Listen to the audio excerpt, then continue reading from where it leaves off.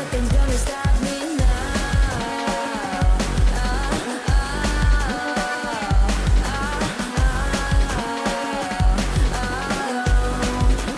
Nothing's gonna stop me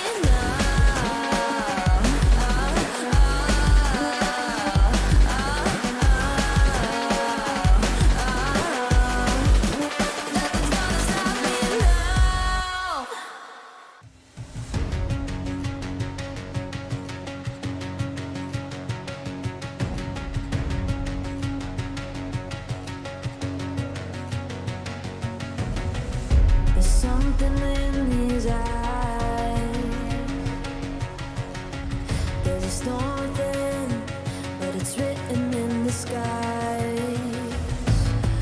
Let it break me till it's over. Don't let it shake me, no.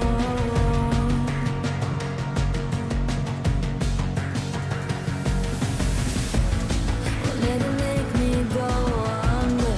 Won't let it make me go under. So now it's time to fly. Nothing's gonna stop me now. Nothing's gonna stop me now. Nothing's gonna stop me now.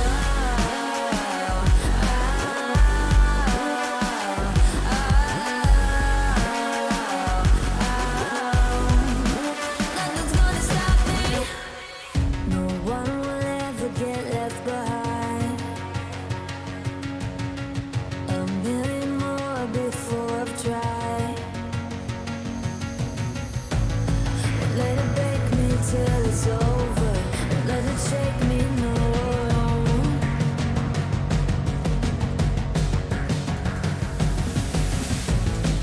Let it make me go under.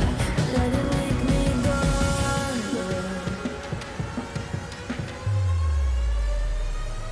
So now it's time to fly. So now it's time to fly. Nothing's gonna stop me now. Nothing's gonna stop me now.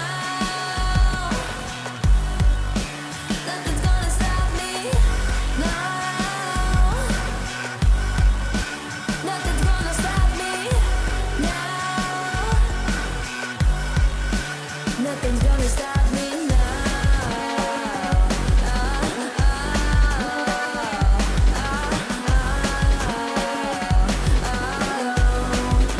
Nothing's gonna stop me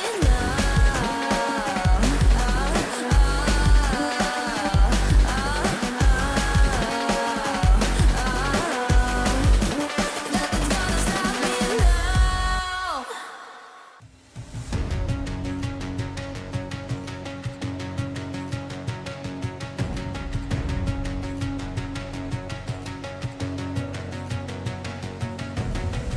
There's something in his eyes. There's a storm within, but it's written in the skies. Let it break me till it's over. Don't let it shake me, no.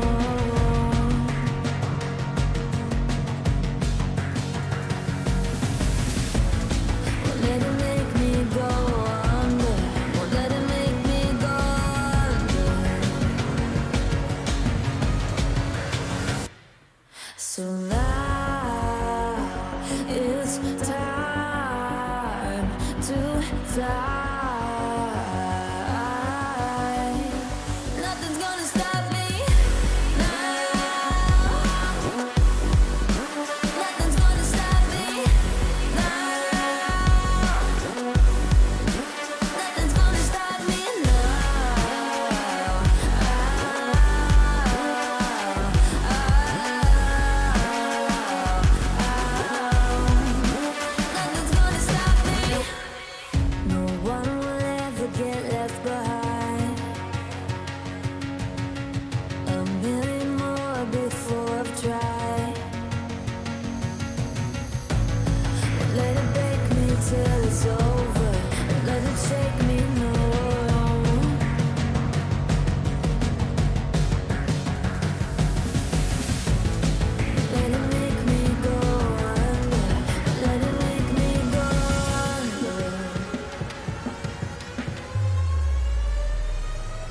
So now it's time to fly.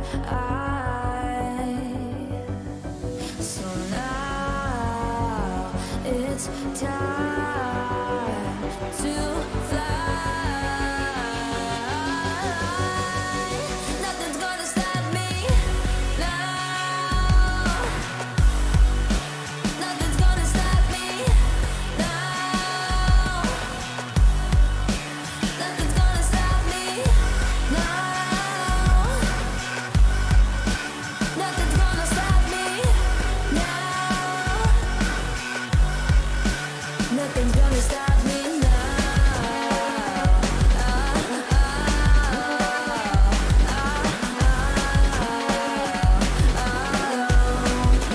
Nothing's gonna stop me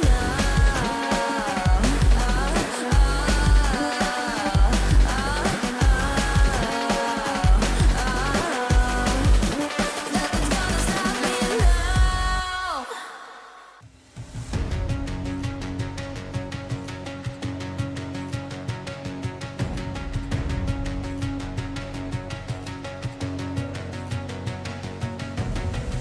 There's something in his eyes.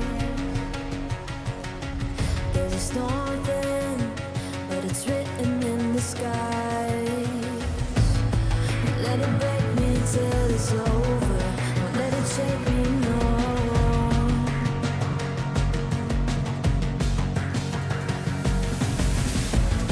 Won't let it make me go under. Won't let it make me go under. So now it's time to fly. Nothing's gonna stop me now. Nothing's gonna stop me now. Nothing's gonna stop me now.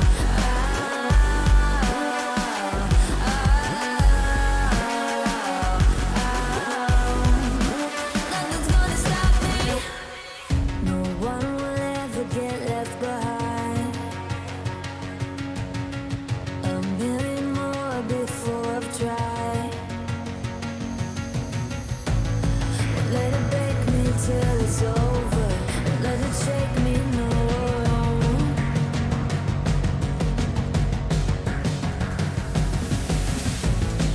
Let it make me go under.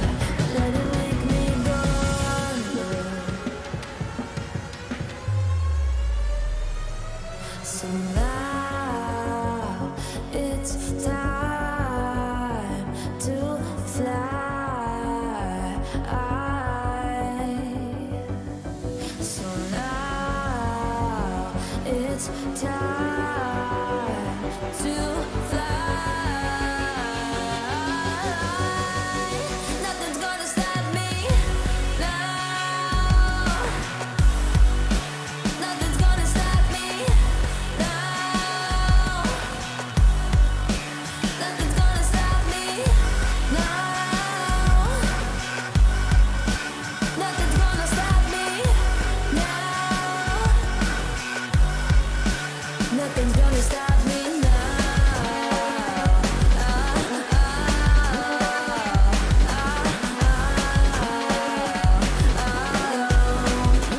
Nothing's gonna stop me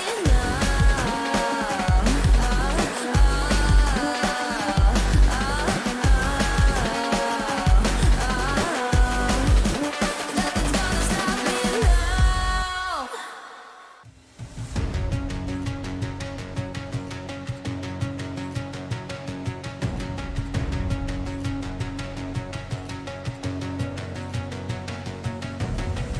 There's something in his eyes. There's a storm within, but it's written in the sky. Let it break me till it's over. Won't let it shake me, no.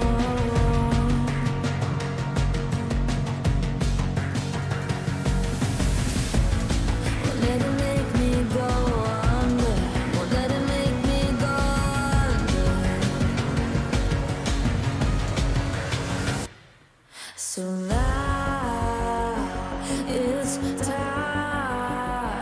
to fly.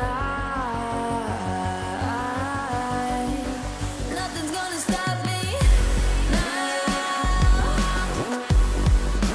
Nothing's gonna stop me now. Nothing's gonna stop me now.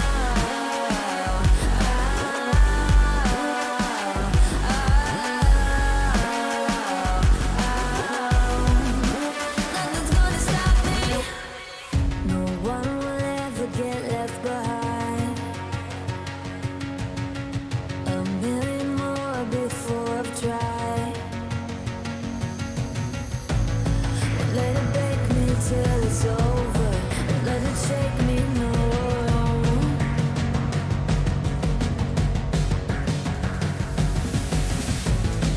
Let it make me go under. Let it make me go under. So now it's time to fly. So now it's time to fly. Nothing's gonna stop me now. Nothing's gonna stop me now. Nothing's gonna stop me now. Nothing's gonna stop me now. Nothing's gonna stop me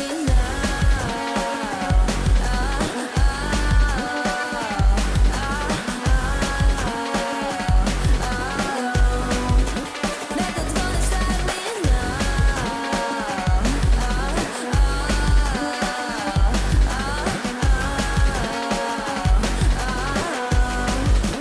Nothing's gonna stop me now.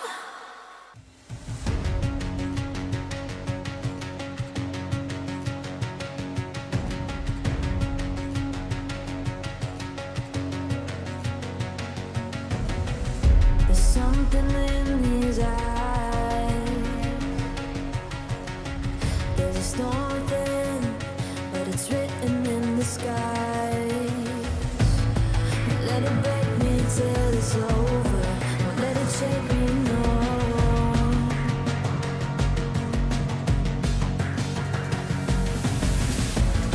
Won't let it make me go under. Won't let it make me go under. So now it's time to fly. Nothing's gonna stop me now. Nothing's gonna stop me now. Nothing's gonna stop me now.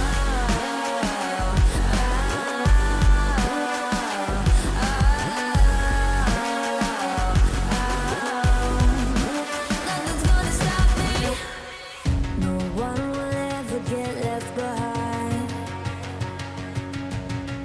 A million more before I've tried. Let it break me till it's over. Let it shake me, no.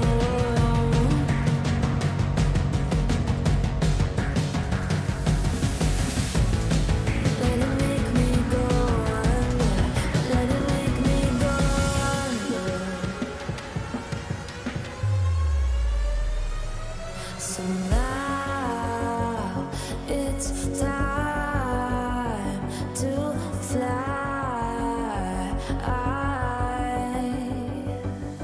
So now it's time to fly. Nothing's gonna stop me now.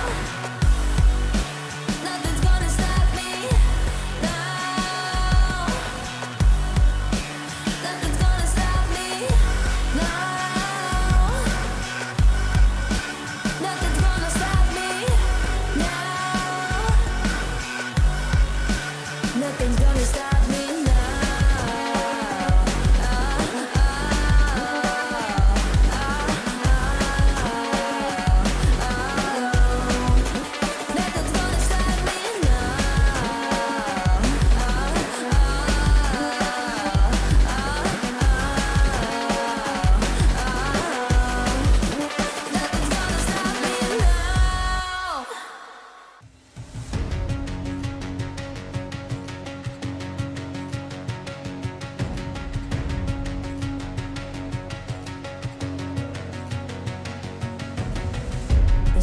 something in his eyes.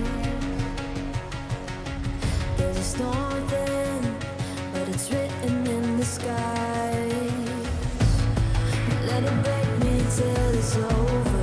Won't let it shake me, no.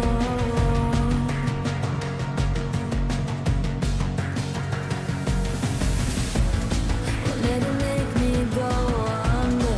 Won't let it make me go under.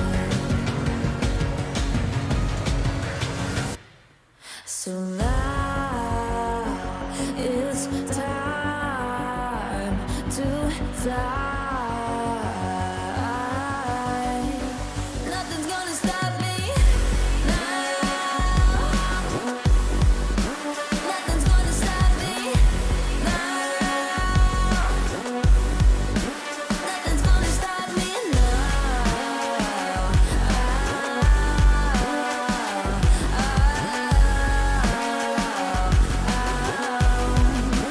Nothing's gonna stop me. No one will ever get left behind. A million more before I've tried. Won't let it break me till it's over. Won't let it shake me, no.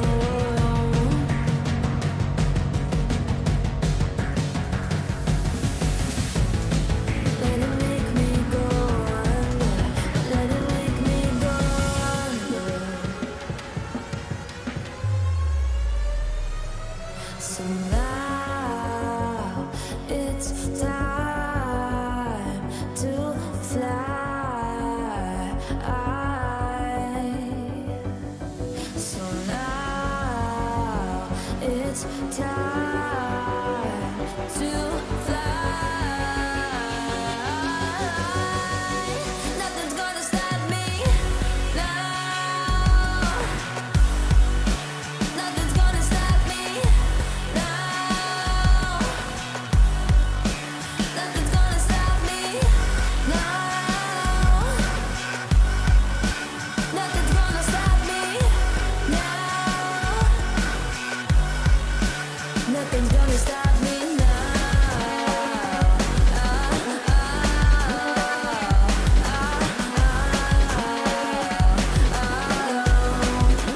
Nothing's gonna stop me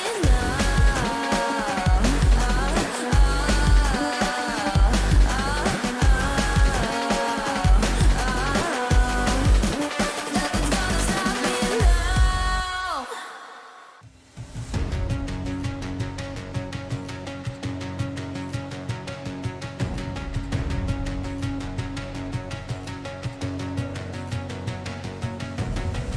There's something in his eyes. There's a storm within, but it's written in the sky. Let it break me till it's over. Won't let it shake me, no.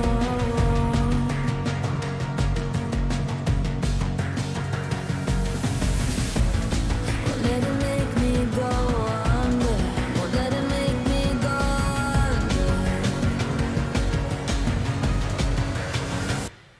So now it's time to fly. Nothing's gonna stop me now. Nothing's gonna stop me now. Nothing's gonna stop me now.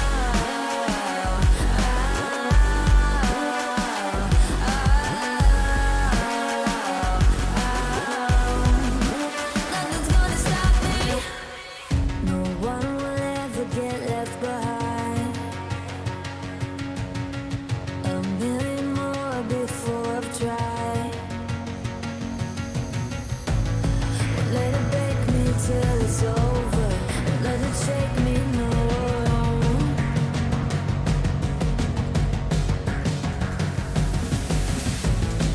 Let it make me go under. Let it make me go under. So now it's time to fly.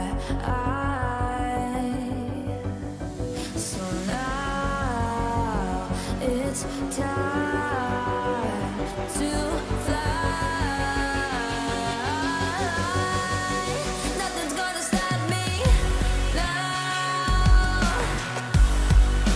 Nothing's gonna stop me now.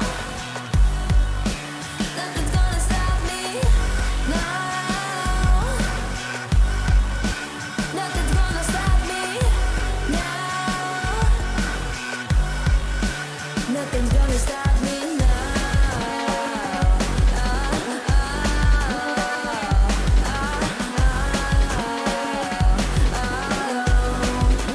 Nothing's gonna stop me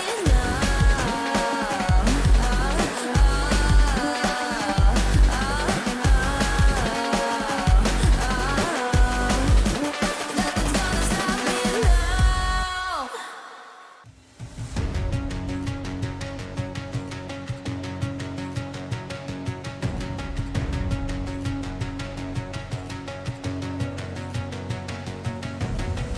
There's something in his eyes. There's a storm within, but it's written in the sky. Let it break me till it's over. Won't let it shake me, no.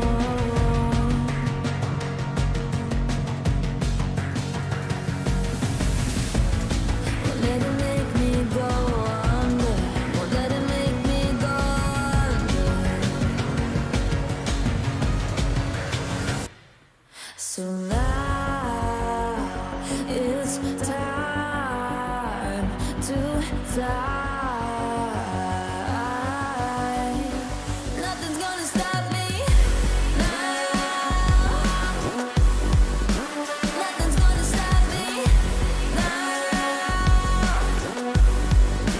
Nothing's gonna stop me now.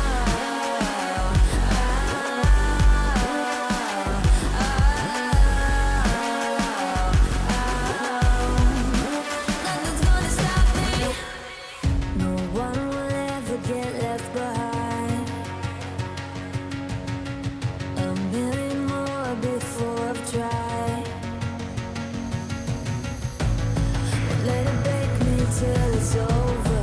Won't let it shake me, no.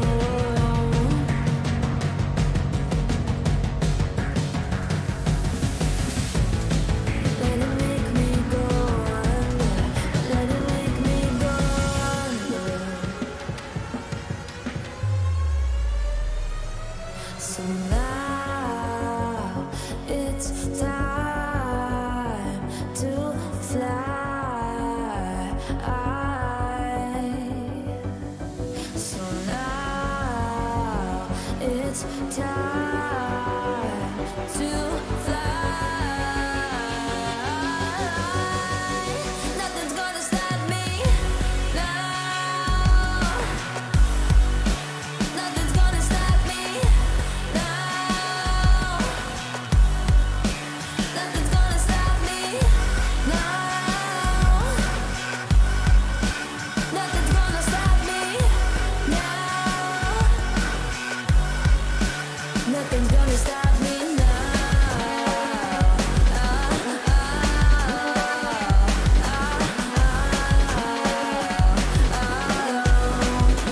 Nothing's gonna stop me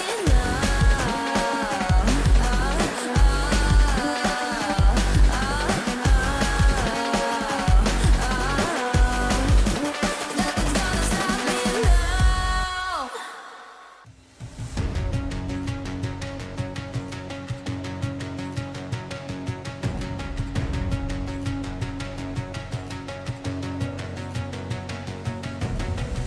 There's something in his eyes. There's a storm within, but it's written in the sky. Let it break me till it's over. Won't let it shake me, no.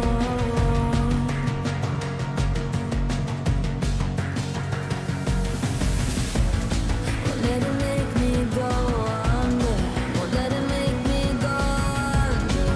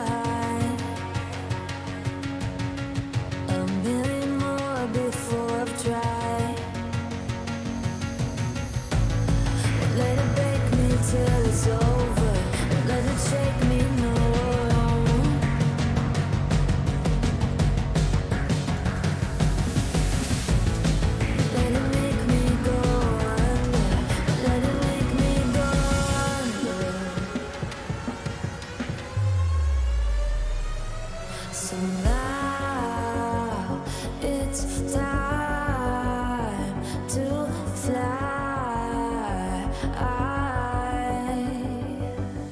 So now it's time to fly.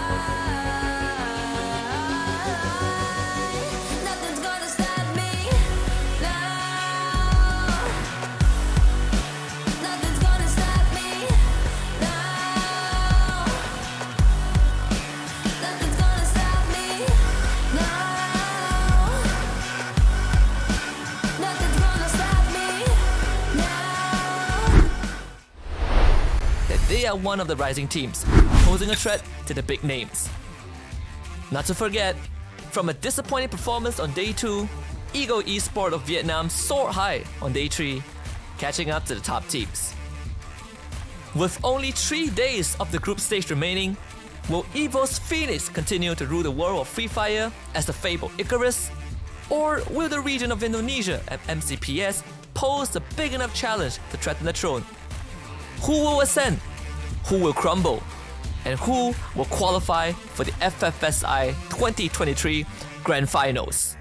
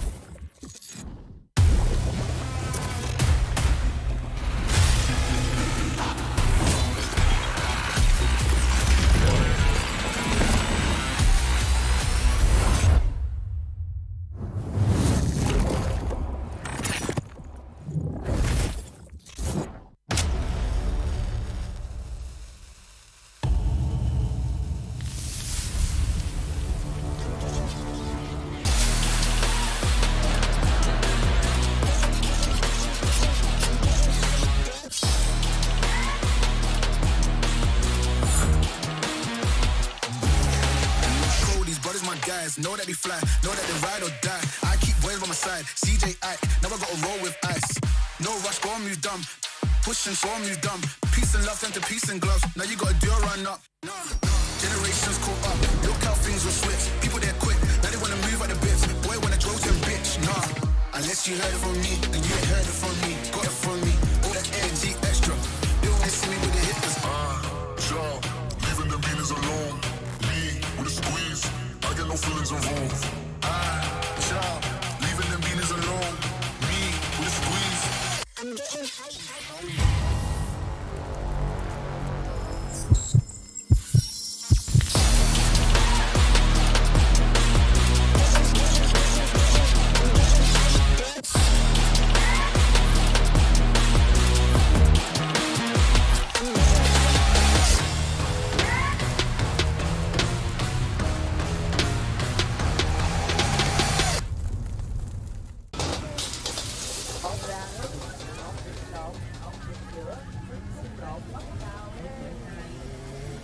một lầu Thái anh ơi.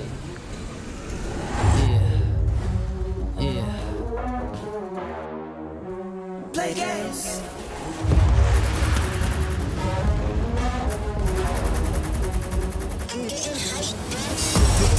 Yo, crank that volume, turn it way up. Get your weapon, get your blade out. Damage, then you gon' pay up. Yo, crank that volume, turn it way up. Get your weapon, get your blade out. Damage, then you gon' pay up. You crank that volume, turn it way up. Get your weapon, get your blade out. Damage, then you gon' pay up. Play games.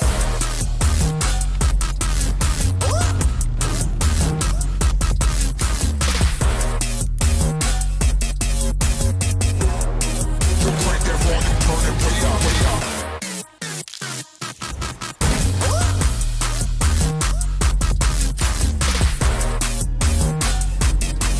Put your hands, put your city, put your fans, put your state up.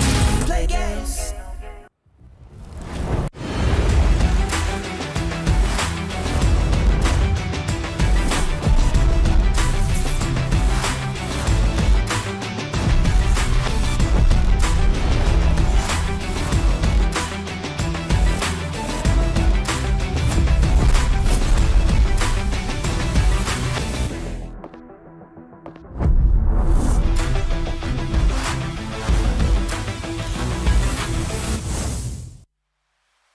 "17 teams from 7 regions lit the fire within them as we kicked off the first week of the FFSI 2023 group stage. We saw some of the cleanest plays, the boldest clutches, and the most heartbreaking blowouts. Hailed as the strongest region in Free Fire, the Thai representatives did not disappoint. Well, most of them didn't. E-Arena, the first seed of Thailand, struggled to find the tempo and only managing to collect a measly 73 points by the end of the week, putting them in the 16th spot. On the other hand, despite a bumpy start, the two-time world champions EVO's Phoenix showed that they are still formidable on an international stage by bagging a total of 4 booyahs and grabbing the top spot in week 1. Securing second place, Magic Esports made an impression with their magical debut, especially Saming coming in with his peculiar performances, claiming the Week 1 MVP title. Closely following behind, First Raiders Eclipse and Genesis Dogma SF from Indonesia show that they are not to be underestimated, as First Raiders Eclipse show consistency by racking up the exact same eliminations and placement points as Magic Esports, only to be separated by their booyah count. While Genesis Dogma SF had the explosive start and racking up 100 points on day 2.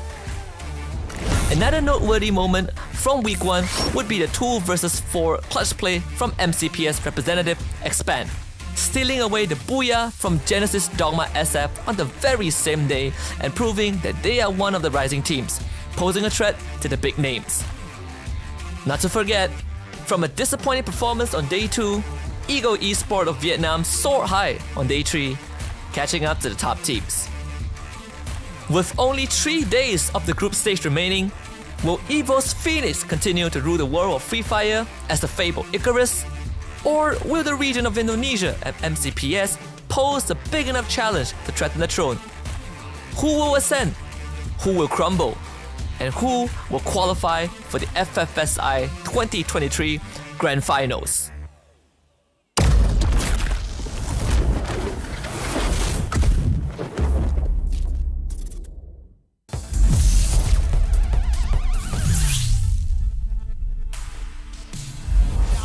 The glue wall smash to the one and only 9 fan from the side of FW. Grenades! And it looks like EVO's Phoenix gonna eat a few. Here comes FW now. Nade after nade after nade after nade after nade. 9 fan manages to get God Cruz out of the equation, and EVO's Phoenix gonna...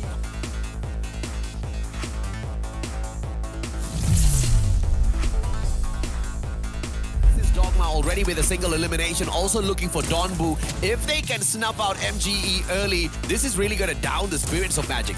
Magic Esports. Donbu. I see that!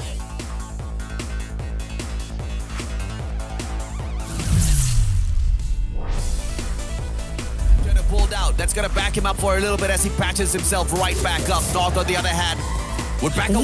Start!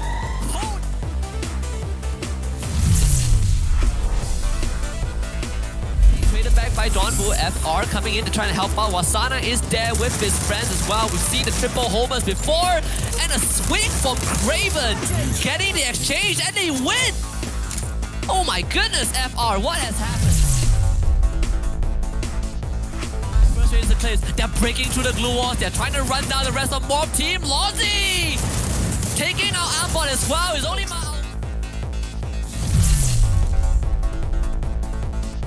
She still heard the truck, and that's Borges. He's gonna try and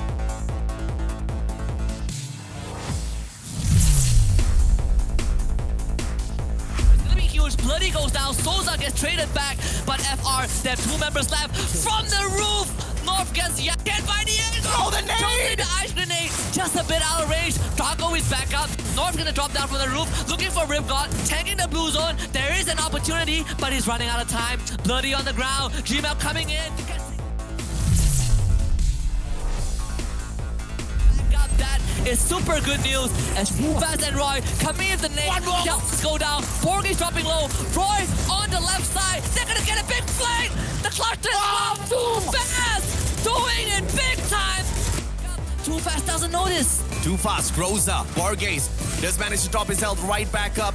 And Too Fast just has to be really careful here. 3 more grenades to work around with. He's been slowed down already. Borges now with the Woodpecker, but Groza is gonna...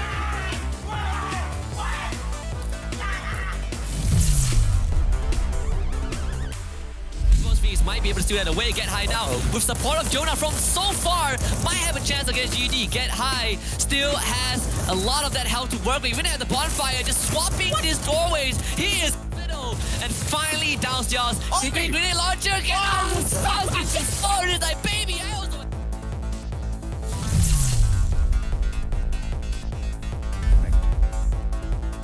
GRC reviving the whole team, and you have Iza God is gonna hold this compound.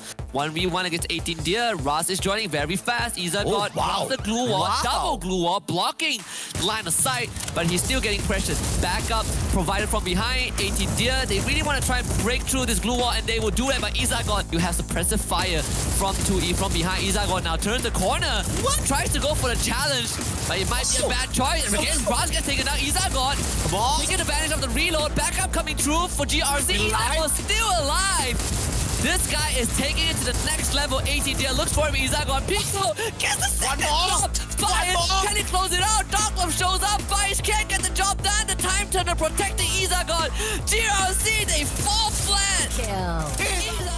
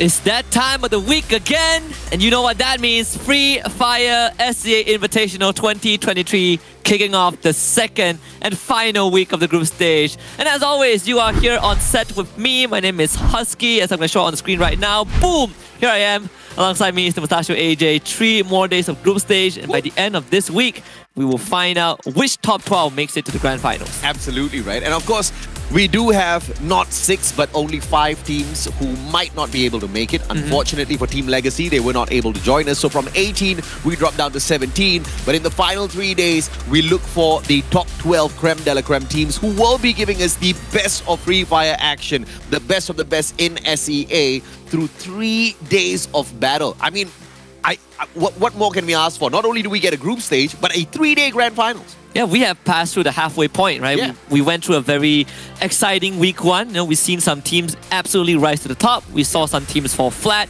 but thankfully, Garena is very generous. There's always a chance to bounce back. I think this week is a week of redemption for a lot of these teams at the bottom.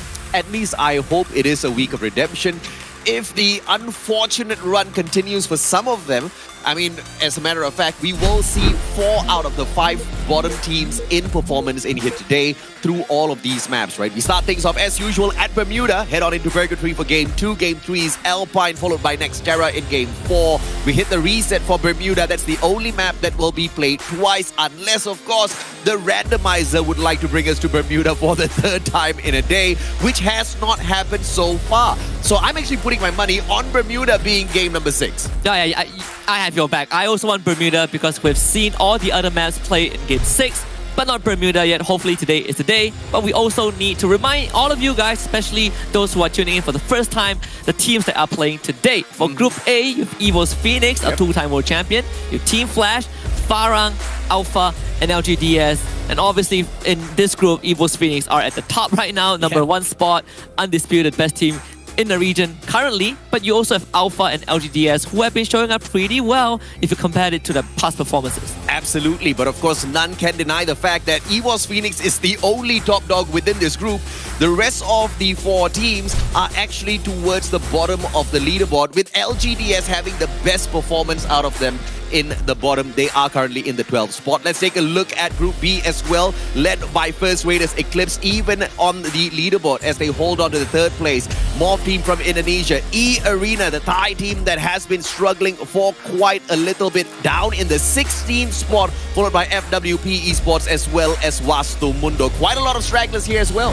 Yeah, and I think today is a very mixed bag of teams playing, right? Yeah. Again, EVO's Phoenix at the top. We have the team in 1st place playing, and we have the team in 17th place. Yeah. Well, we have the team from 14th to 17th place playing today. It's gonna get spicy because you look at the point difference, making it in the top 12. The benchmark is LGDS. Oh yeah. The region of Taiwan holding to that spot, to that gateway for grand finals is something that I wouldn't expect myself to say, but this is the situation we have for now. I am on the LGDS hype train today for sure. And if you look at the bottom 6, 5 out of the 6 teams will be in performance, which is quite the big day. So goes back to your point of view earlier on. You want to see them rise to the top. I want to see the exact same as well. But looking at some of their gameplay from week 1, I don't know if we are asking for a little bit too much, right? I mean, LGDS, we've seen some phenomenal plays. Alpha has always shown us that they've got the capability of surviving, all thanks to their star player. But as for the rest of the teams, I mean, teams like E-Arena, I just haven't been able to figure out what's going on, Husky. Yeah, we definitely need a bit more convincing. But we want to look at the teams that have already convinced us for today. Of course, leading into the 2nd week, we have First Raiders Eclipse with EVO's Phoenix and FW Esports. Nothing out of the ordinary. These 3 teams have been absolutely phenomenal. I think FW Esports deserve a praise, a special praise, right? They're currently in 5th spot, and this is also one of the few teams that is debuting for the very first time, and they have been stellar. And surprisingly, out of these 3 teams, the one that's doing worse is FW Esports, because the conversion from all of the damage is just not showing through their eliminations. I mean, if you compare FR as well as EVO's Phoenix, they are most definitely at the top of the leaderboard. But if you look at FW, they are in the 5th spot with just 69 eliminations to their names. But of course, let's take a look at Nero as well and how he's performing so far in the competition.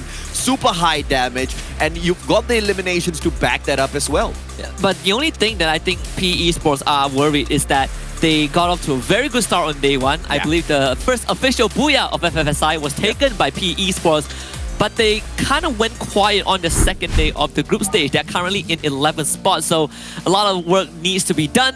But as we prepare for Bermuda, we have to look out for these three teams. First Raiders Eclipse, Evos Phoenix, and LGDS. They have been a highlighted team for all the Bermuda maps so far. Absolutely, and I just love that for LGDS. I'm for sure on the LGDS hype train, not just today, but for the first 3 days. And this is just going to continue because I really want to see Taiwan soar up to the top. But of course, the day's not going to be complete without a couple of Rose videos for all of you to tune into.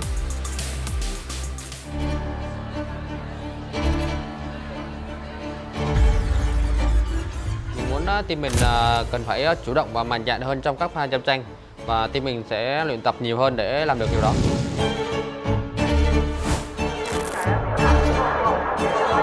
ฝากถึงทีมแฟดนะครับเห็นวิกที่แล้วมั่นใจตอนนี้ยังมั่นใจอยู่หรือเปล่าครับ Mình nghĩ team mình cần cải thiện tâm lý tốt hơn để chuẩn bị cho tuần thi đấu tiếp theo.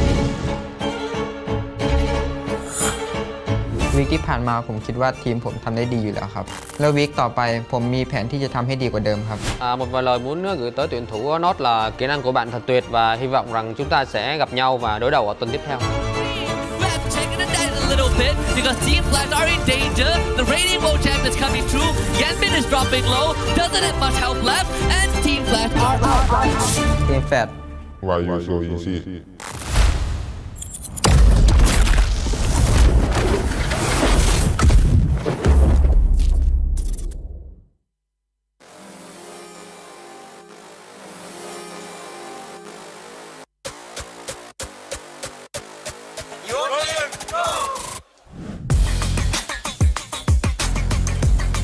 วิกที่ผ่านมาผมคิดว่าทีมผมทำได้ดีอยู่แล้วครับแล้ววิกต่อไปผมมีแผนที่จะทำให้ดีกว่าเดิมครับ ฝากถึงทีมยูโวนะครับระวังจะโดนปล้นที่ 1 มานะ Nade up the nade up the nade up the nade up the nade. ฝากหน่อยนะครับเจอกันที่ตู้ครั้งแสงรอบหน้าเดี๋ยวผมหวนให้ยับเลย ก็ฝากถึงทีมที่คิดว่าพวกผมเป็นคาตารางนะครับก็ตอนนี้พวกผมรออยู่ทางโค้งแล้วครับ Não nos saímos bem nesta semana, mas estamos a trabalhar nisso e não nos subestimem. รีบๆตามมานะพี่ผมรออยู่ครับ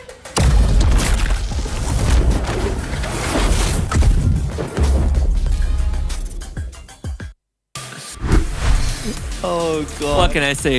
Someone, Goodness. you know, I have a suggestion. Someone needs to stop Jonah. So we need to interview someone else who was finished because Jonah. No!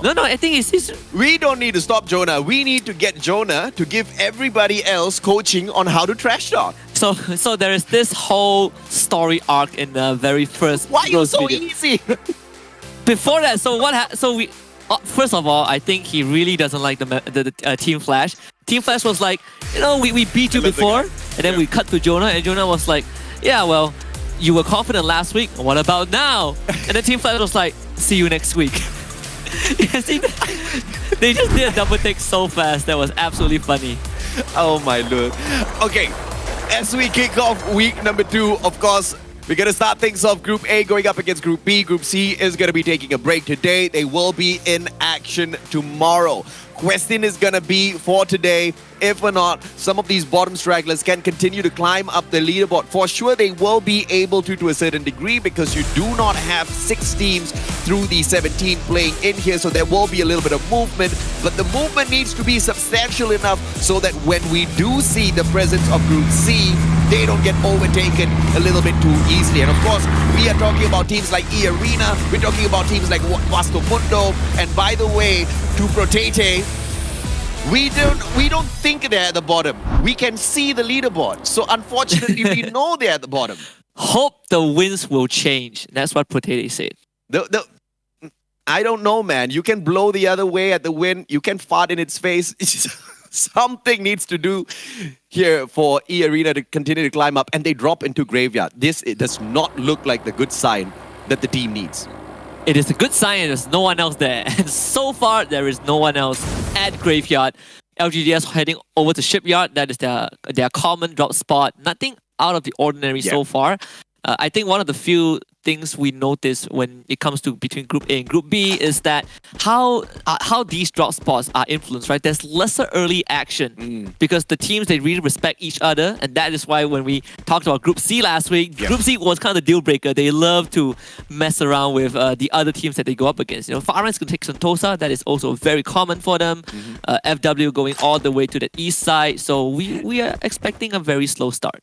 The teams are also given an extended pause at the very start of the game, just as the flight path opens up the map, so that they can devise exactly where they would like to go and take this drop, whether it's something that they've pre-planned. And depending on the flight path, sometimes you need to change a little bit of those decisions. But thus far, I think the only time we have ever seen an unfair flight path or one that is skewed towards the left or right has just been once out of the 16 matches. Yeah, I think this group stage has been very kind to a lot of our competitors. Yeah. You know, I think we saw a lot of unfair flight paths last year at the World Stage. That one was very brutal, but that was across 2 days. Well, speaking about E-Arena, they now face the gatekeepers of the Grand Finals qualifications. It is Bruce right there, all alone. Potato instantly goes on to him. Bruce is the one who fires first, but they do have support from afar, so shut up. Alongside Potato will get this early kill. Nothing that Bruce can do. I wonder if he popped the Avron already.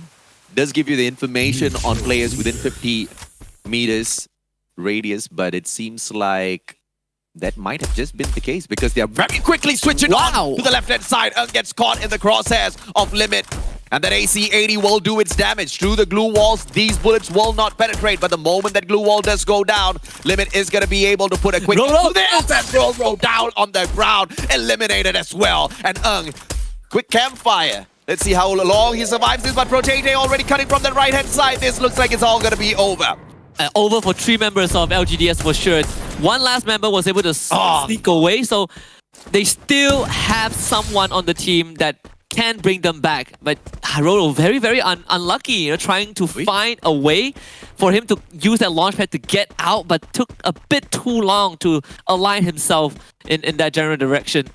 Yuan does have that revival point, but he doesn't feel safe enough to use it right now. And I can understand, right? Because Graveyard is just very near Shipyard. And that's exactly where E-Arena came from. And this is the E-Arena that you want to see. An E-Arena that is not afraid to challenge these obscure areas that other teams normally wouldn't bother. Very surprising early rush from E-Arena. Everything goes their way. Yuan, very quick purchase back. I think he buys Bruce back. And he is going to use that revival platform by the way he's moving. But Free Raiders, the first Raiders, taking a little bit of pot shots against Wastumundo with no retaliation whatsoever, but Crusher, he has got the capability of shutting down Souza. Souza, left-hand flank. Lozzy on the right-hand side as well.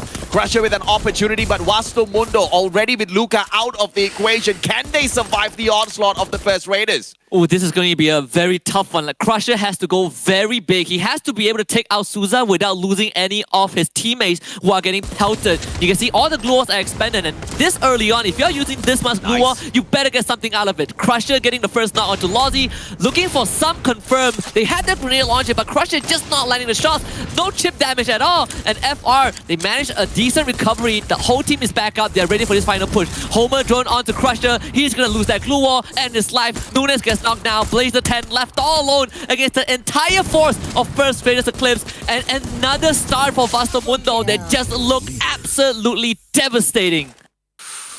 Yep. They are most definitely devastated at this point of time. Wastumundo, we started the day off with them in the 17th spot, and I guess they will continue to stay there for a little bit. They just needed one good match to rise above the position of E-Arena. And I guess that lead that E-Arena has on them is just going to extend because E-Arena looks like they are souped up. So we start the day off by highlighting 2 of the bottom teams, and it looks like one's definitely having a better day than the other. And, you know, I just want to quickly talk about Wastumundo because I think this... You can clearly feel the heartbreak, right? It's being more and more apparent because I did talk to some people, I think after week 1 about how Wastumundo was feeling, and I think they are not happy with how week 1 has went. I think they've been struggling a lot. You don't need to talk to anyone to find that out, Husky. Like, clearly week 1 went terrible. Well, I mean, you can look at the numbers, but you also need to understand the psychology behind how the team is communicating. Yeah. And I think they beat themselves up really hard after day 1. They should. after week 1, excuse me, but unfortunately, it's still the same at the start of week 2. So I think the boys kind of needs kind of the fifth figure, that third party to talk to them, maybe a coach or something. Some things are definitely not working well.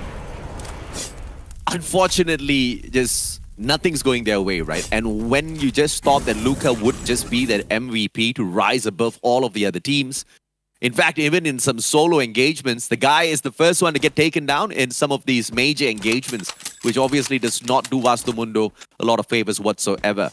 But let's focus down on PE Sports as they have two teams to worry about, Morph as well as EBOS Phoenix. These are two very big teams for PE to take on. And PE, one of the teams that started off the league hot on day number 1. They soon fizzled out on day 2.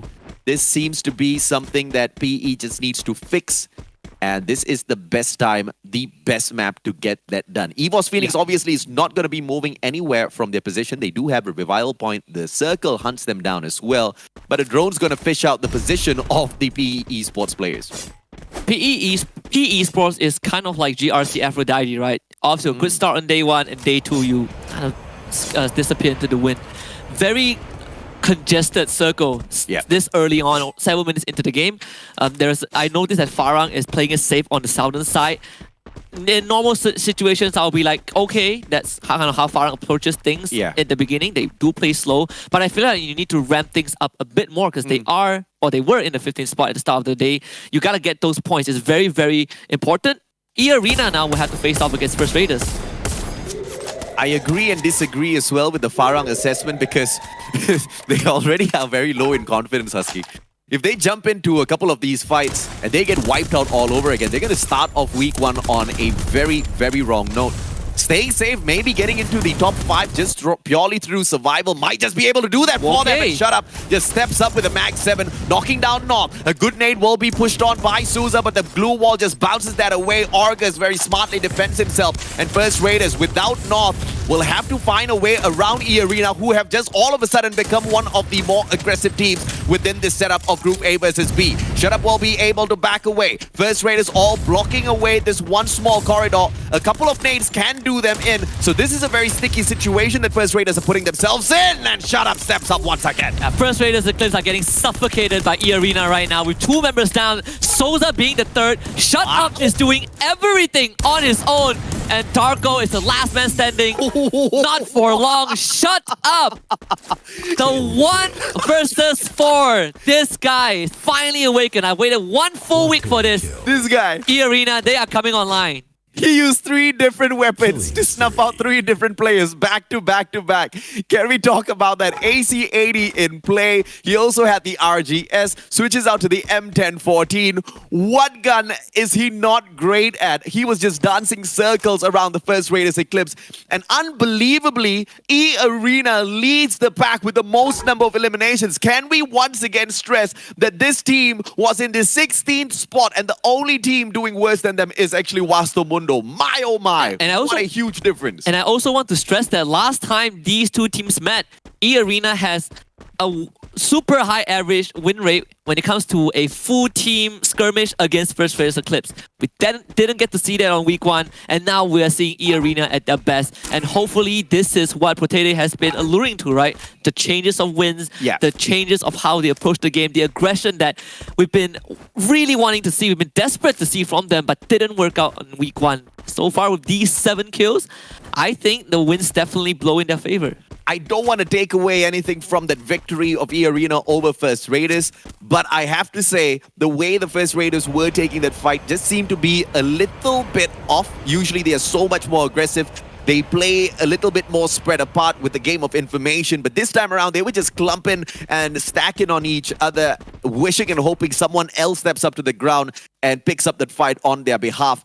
Unfortunately, none of them managed to do that. So from Bhima Sakti Strip, we are going to see E-Arena now travel all the way into its peak, where Team Flash has already arrived, trying to set up a defensive perimeter, but I don't think anything's serving them all that too well. They are wide in the open. Team Flash either needs to reposition or they need to erect like 10 million glue walls around them, because by the time all of the other teams get in, they're the first ones who's going to get shot at. Yeah, and we have been stressing this for so long, right? The importance of having the glue walls, all these utilities.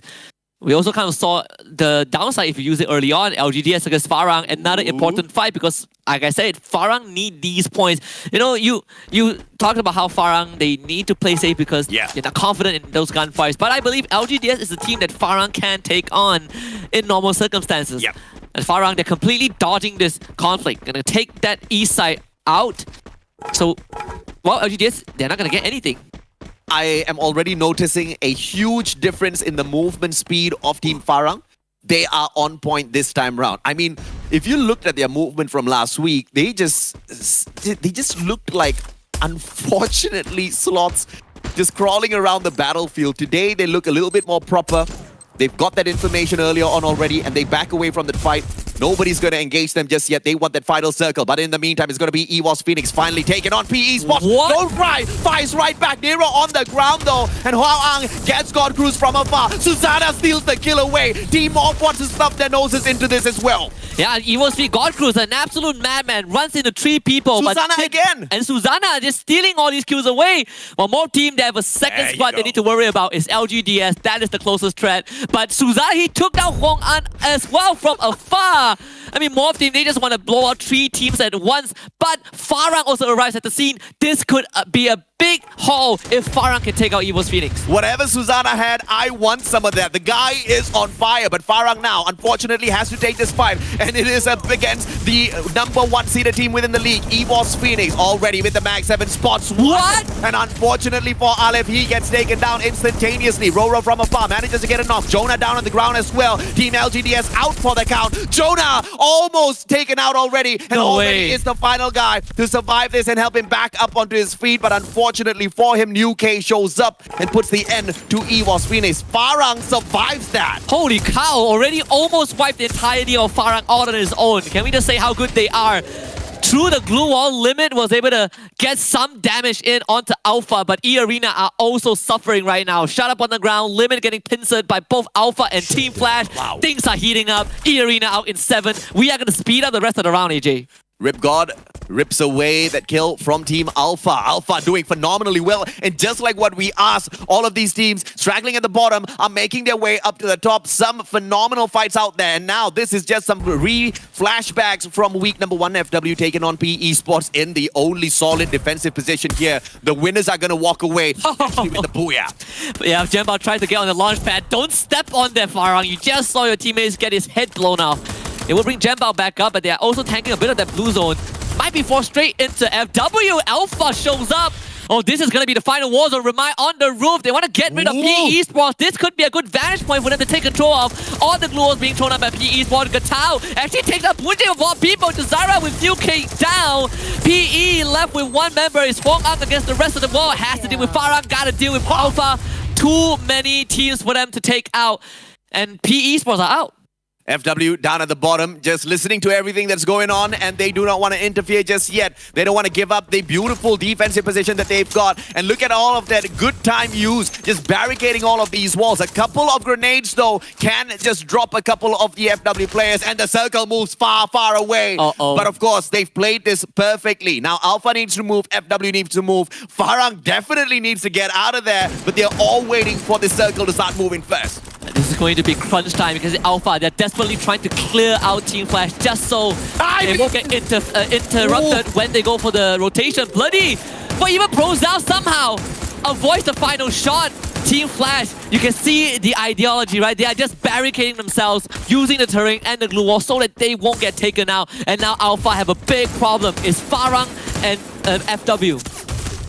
Farang needs to take these shots, but they also need to deal with the circle that is moving. And both Alpha as well as FW, they've got a lot of time for themselves already. Farang, they can just pull this distraction. They're running it. Mother Nature as a little bit of backup. Ice Grenade's not going to do much in this position. And now all 3 teams are going to tank the blue whilst they fight outside. And Flash is just going to be shaking their legs waiting for some action. Yeah, Farang was able to get 3 guys through the building, so it's still not the worst, but now they're gonna run straight to FW. Kim Halo just absolutely eviscerates them with the shotgun. Farang out in 5th place. FW, they're gonna start running right now. They have Alpha in front of them, and look at all the nades being thrown out. Susanna, meanwhile, gets tagged by Team Flash, as Team Flash wants to take control of the rest of the safe zone. They're gonna push Pew right into the blue and take him out. Meanwhile, Alpha, they're gonna take on FW while Team Flash just watch. This might just be the very first booyah for Team Flash, and it, I have to say, will be the easiest booyah of the whole league so far. FW right in front of them, going up against Alpha. Alpha taken out, and it is only going to be Boon James going up against the whole of Team Flash, and they nail the booyah. And that was all done by them just chilling on the other side of the circle. If you get the job done in an easy way, I think Team Flash will take it any day. Especially when you constantly have Jonah trash-talking them 2 weeks straight. Gotta get all the points that you can acquire. Team Flash, they were in the 10th spot, right? So they are very far away from EVO's Phoenix. This is a good start for them to catch up onto the champions. But it was fantastic to be able to walk the talk in the very first game in itself. And of course, Karma seems to have bitten EVO's Phoenix a little bit too hard in this first game. They got taken out very, very prematurely, but we all know about the Undying Phoenix. They will bounce back somehow or rather. Even when you think it's absolutely impossible, they'll find the win. But Team Flash managing to rise up to the top is fantastic. And this is how things all started with E-Arena truly popping off, Husky. This is the first game we are seeing them this aggressive within FFSI. Yeah, this is the E-Arena that I love to see. When we first saw them, they were tearing it up. They were running into teams. They were taking fights over and over again. It almost felt like the Hares are just sprinting towards the finishing line. Obviously, this round, they got off to a very aggressive start. Stopped right dead in the middle thanks to being caught out mid-rotation. But overall, they got 7 kills, I think, last we saw before they were eliminated. That's 7 points. Huge value if you're E-Arena. I mean, at the end of the day, from not really being a lethal team out there on the battlefield to managing to take on 2 different teams in such an aggressive manner, walking away the victor, I think that would have put in quite a bit of confidence in the hearts of the E-Arena players. And that's exactly what we want to see for some of these bottom teams, because FFSI just got so much more exciting. Yeah, I thought week 1 has already sealed the fate of majority of these teams, but I guess not. I guess the wins have changed. I guess the feng shui has blown in a different direction. A lot of the teams that I personally want to see make a redemption, a statement of them coming back and having a better chance, most of them were able to do so. I guess barring Vastamundo once more in round 1, but Alpha did pretty well. I think top 5. E-Arena came out the gate swinging, knocking First Raiders Eclipse out of the water instantly.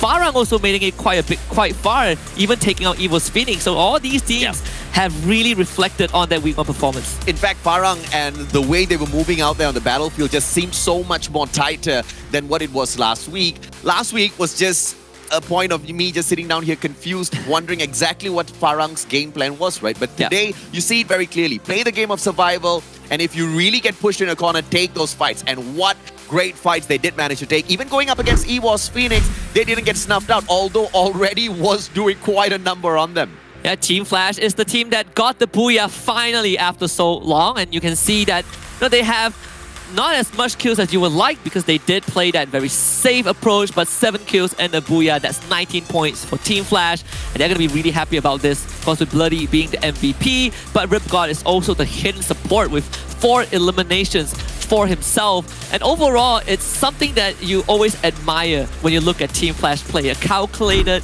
and tactical approach, and that match 1 absolutely show that. And they also are one of the few teams that run basically 4 different characters, right? From the Homer to the Chrono to the Steffi and the A124.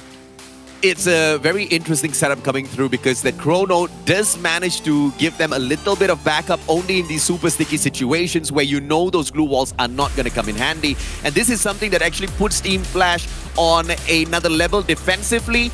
But Chrono's power doesn't really last all that too long. You've got quite a lengthy recovery on that Chrono's time turner as well. But they have used it to perfection in this first game, so good on them. Hopefully we do see Team Flash rise up to the occasion a few more times. Car, the weapon of choice for Bloody this time round. Only a single elimination. That's the only thing that's actually surprising here, Husky. And I think it's for them it's okay because they play that long range. You know, you can use the AC-80 Woodpecker. I don't know, you can use the pistol and it wouldn't matter too much because they had the help of the other team. We've gone through all these compositions, you know, the entirety of week 1. So when you look back at the popular weapons, it's almost the same. Well, the M1014, the AC-80, and the RGS-50, which has been used quite a lot in the mid game. I mean, we saw all three of these guns getting those highlight knocks as well as kills. I mean, and these are the 3 guns used by that one crazy guy who popped the whole of First Raiders. Which player was that again? Shut up. Shut up, yes. These are the exact same 3 guns. I bet they saw that guy and they're like, I guess these are the popular guns. It should be weapons used by Shut Up to wipe out First Raiders. But a match standing for after game number 1 with Team Flash in first place, 19 points, and no other teams were able to kind of match them, right? They just read the circle very well. FW getting 13. You have more team coming in third with 12. Alpha getting 12 also. E-Arena getting 11 thanks to those 7 kills early on. I mean, this is just an absolute surprise. Farang finally stepping up alongside E-Arena as well, getting 8 points. There's just no better way game number 1 could have gone for a majority of these teams who are sitting at the bottom. Of course, sans Vasto Mundo, the struggle still continues for the team. I didn't even see the very start of that engagement, neither did you, where Luca actually went down first. Yeah, he was sniped from long range mid rotation. They brought him back up and he got down instantly. So unfortunate for Luca. And if your star player just stands no chance very early game, the rest of the team members, I hope to see them really rise to the occasion and, you know, somehow bring Luca right back in, show that they can survive without him. But it hasn't been the case so far. I think it has to start from morale, right? You need to always feel that you're confident. Thankfully for them, they have 5 more rounds to do so. Vasto Mundo, they are not out just yet. We're going to take a short break and we will come back as we head to Purgatory for game number 2.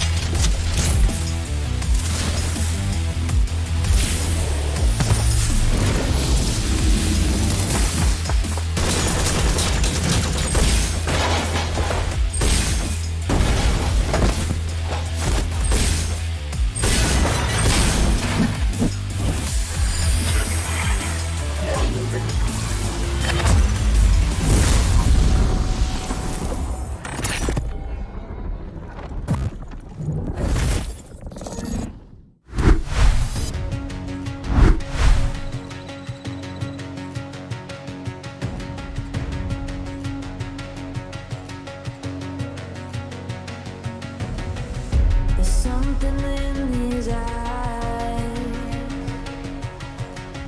There's a storm then, but it's written in the sky. Let it break me till it's over. Won't let it shake me, no.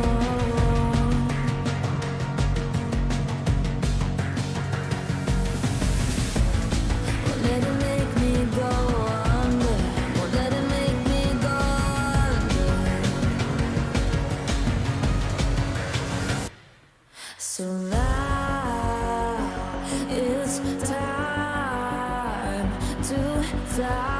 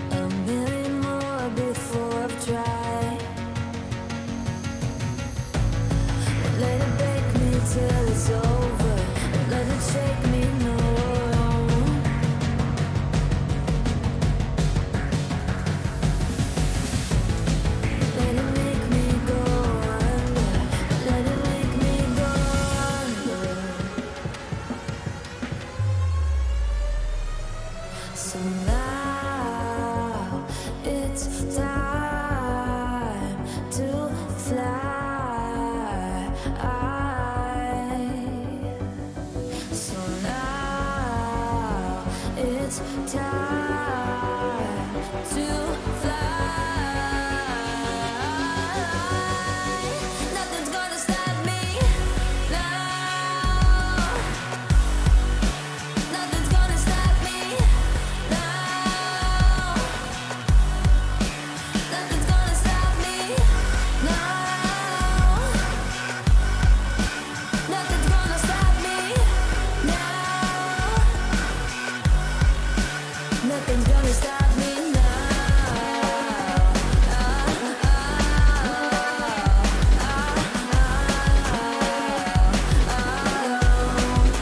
Nothing's gonna stop me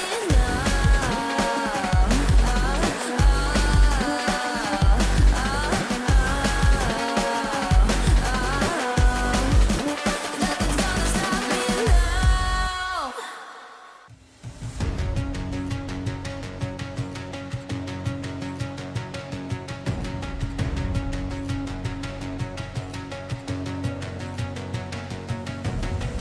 There's something in his eyes. There's a storm then, but it's written in the sky. Let it break me till it's over. Won't let it shake me, no.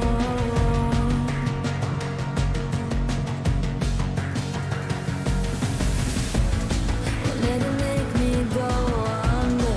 Won't let it make me go under. So now it's time to fly. Nothing's gonna stop me now. Nothing's gonna stop me now. Nothing's gonna stop me now.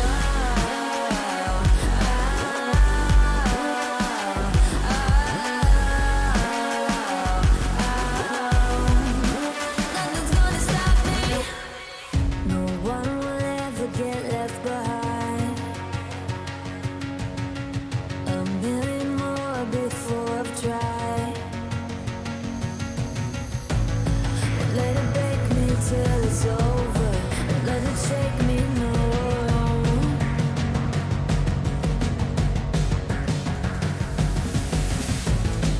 Let it make me go under. Let it make me go under.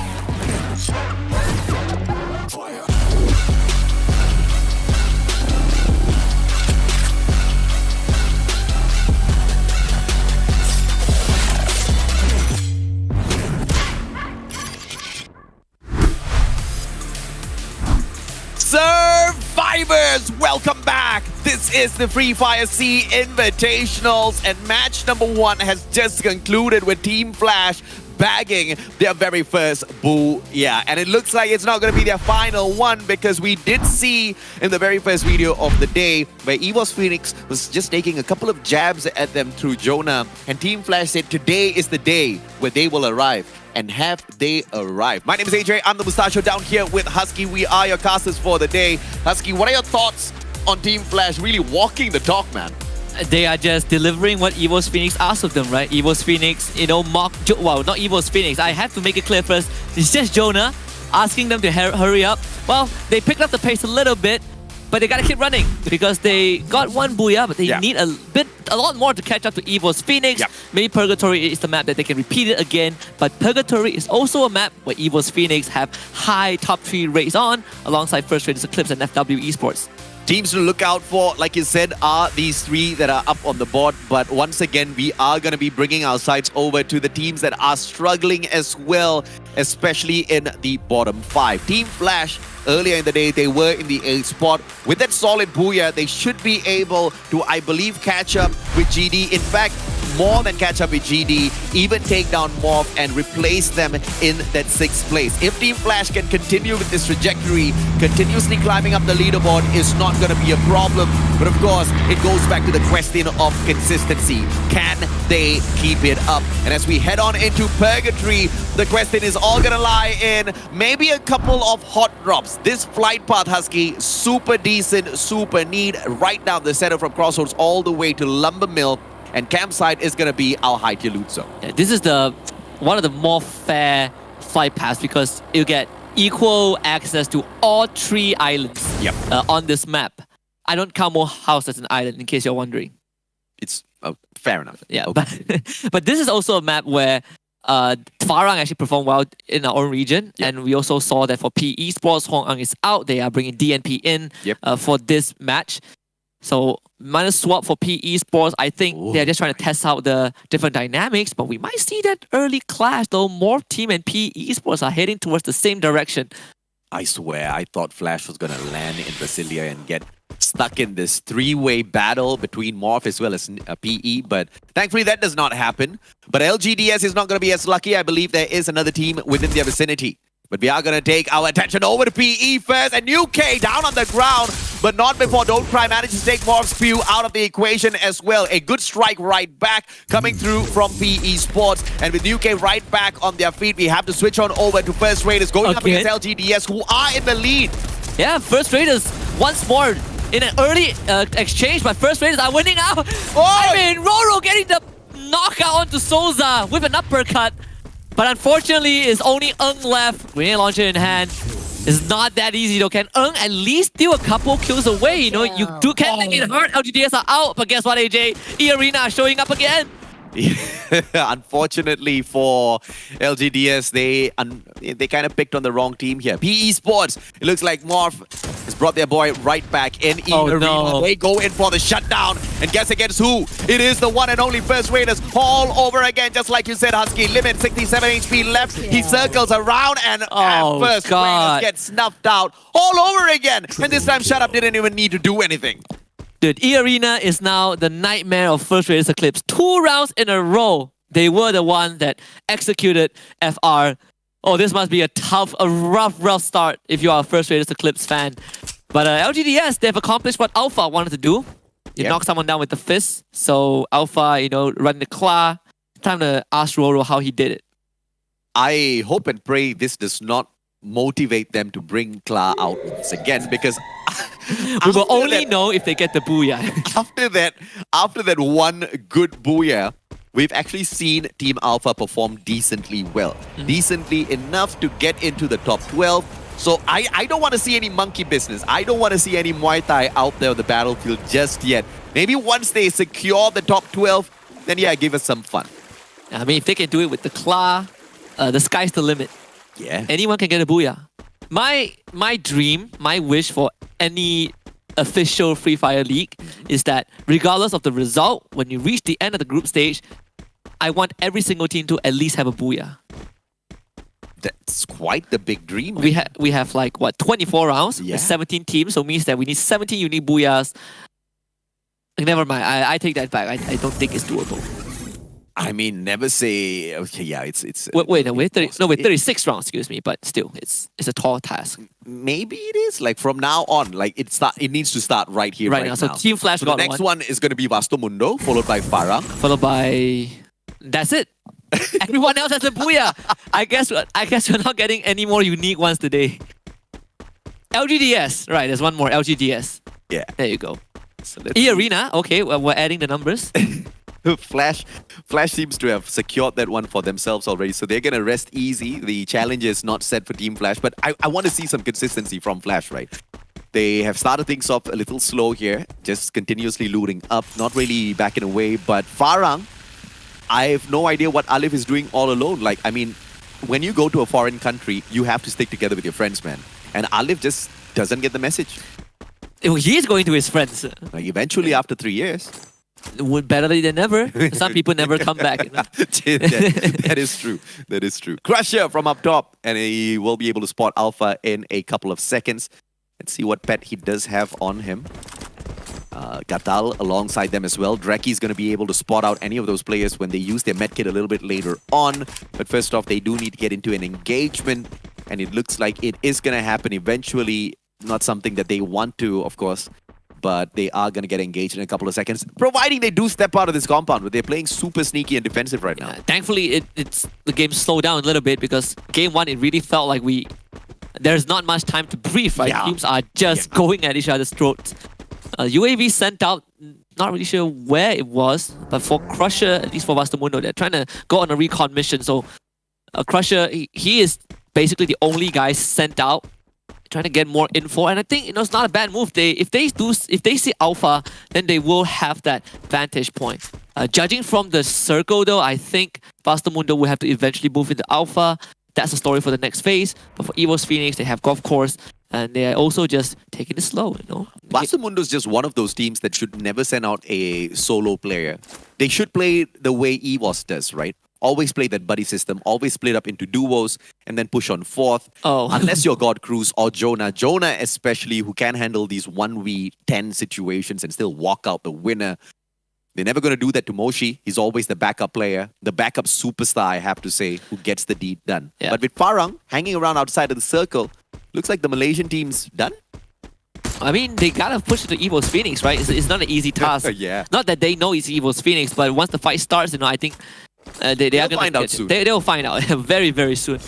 E-Arena, they're gonna run into Team Flash, I believe.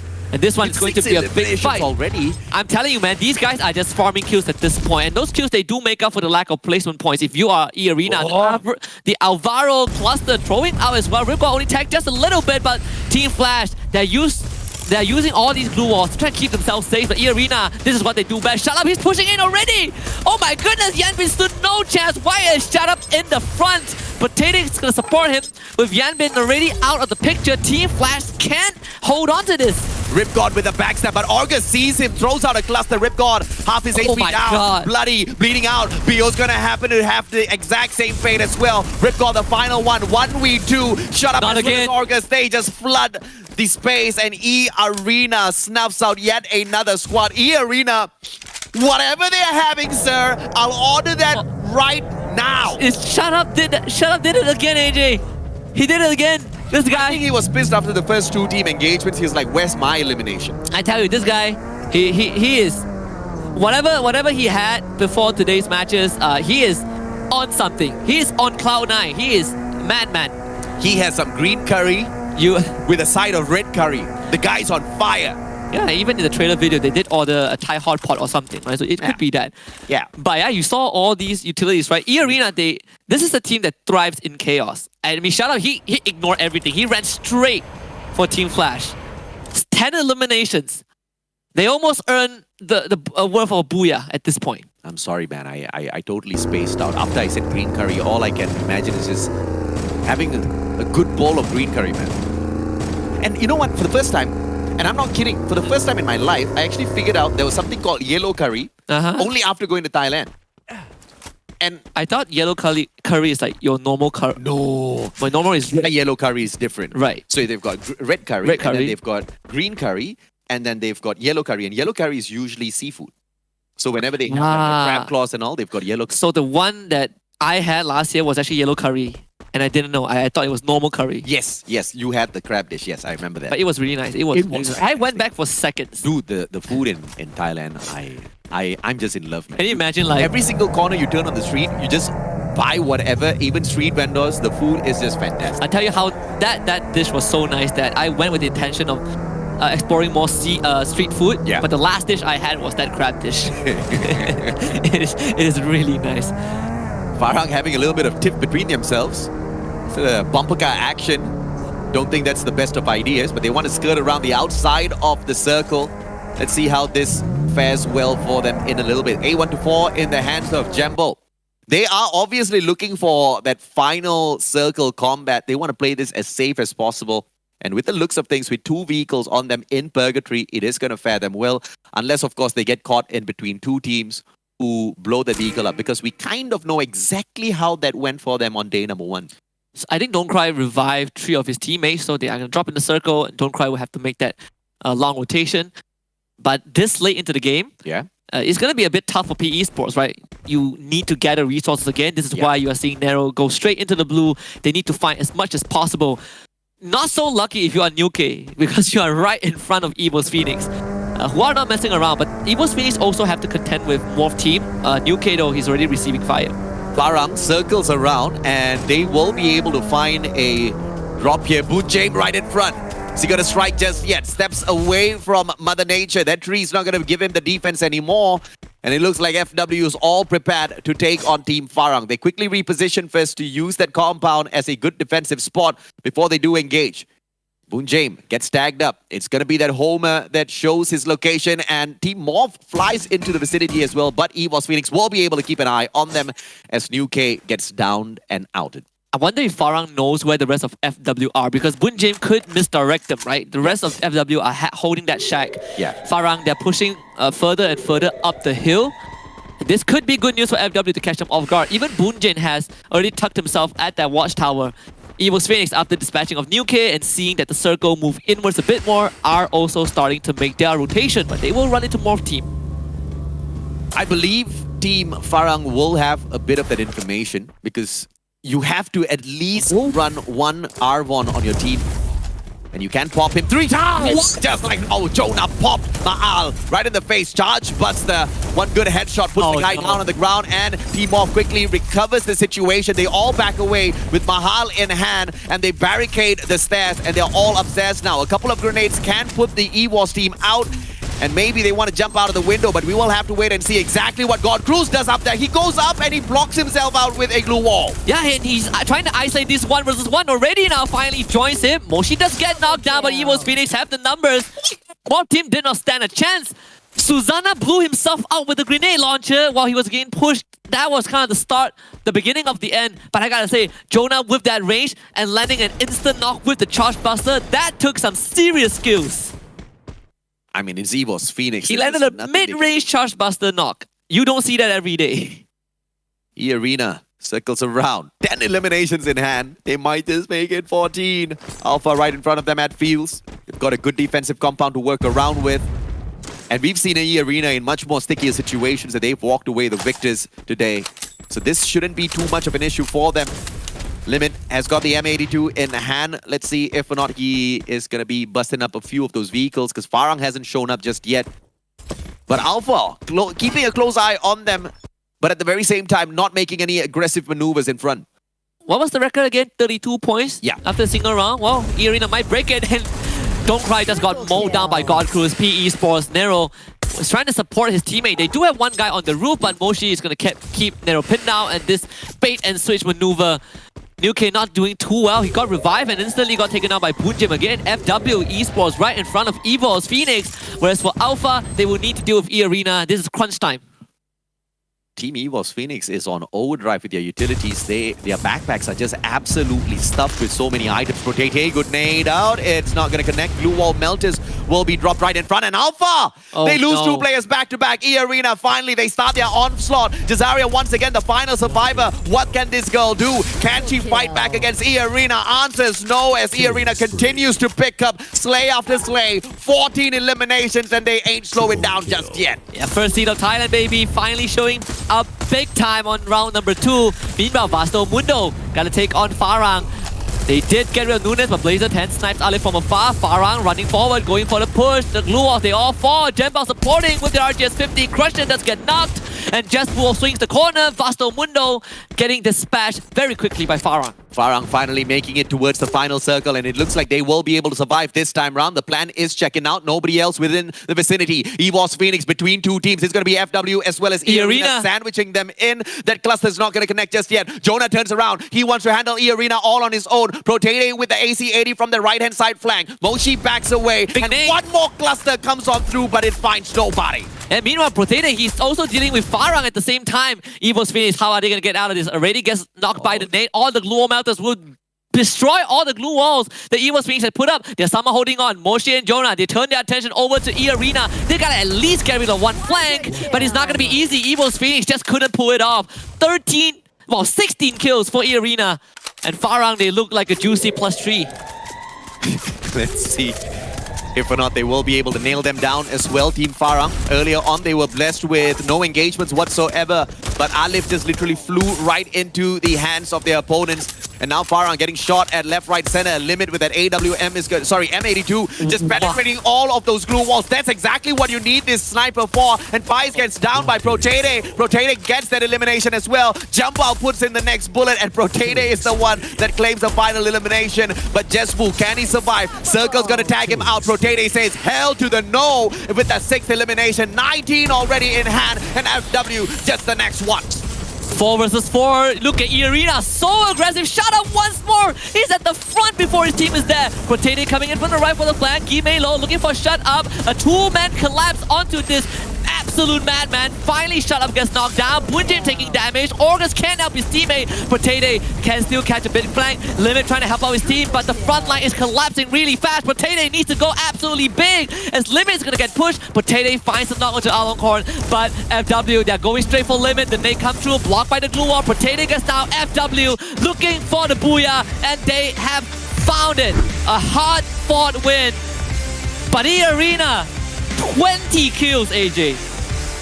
Almost broke the record. FW said hell to the no with their second booyah of the group stages. Very well played. Earlier on, they could have engaged with Team Farang, but they decided to stay silent. They allowed Team E-Arena to get everything done, to pick up all of those stragglers, to get those shots, to get those eliminations as well.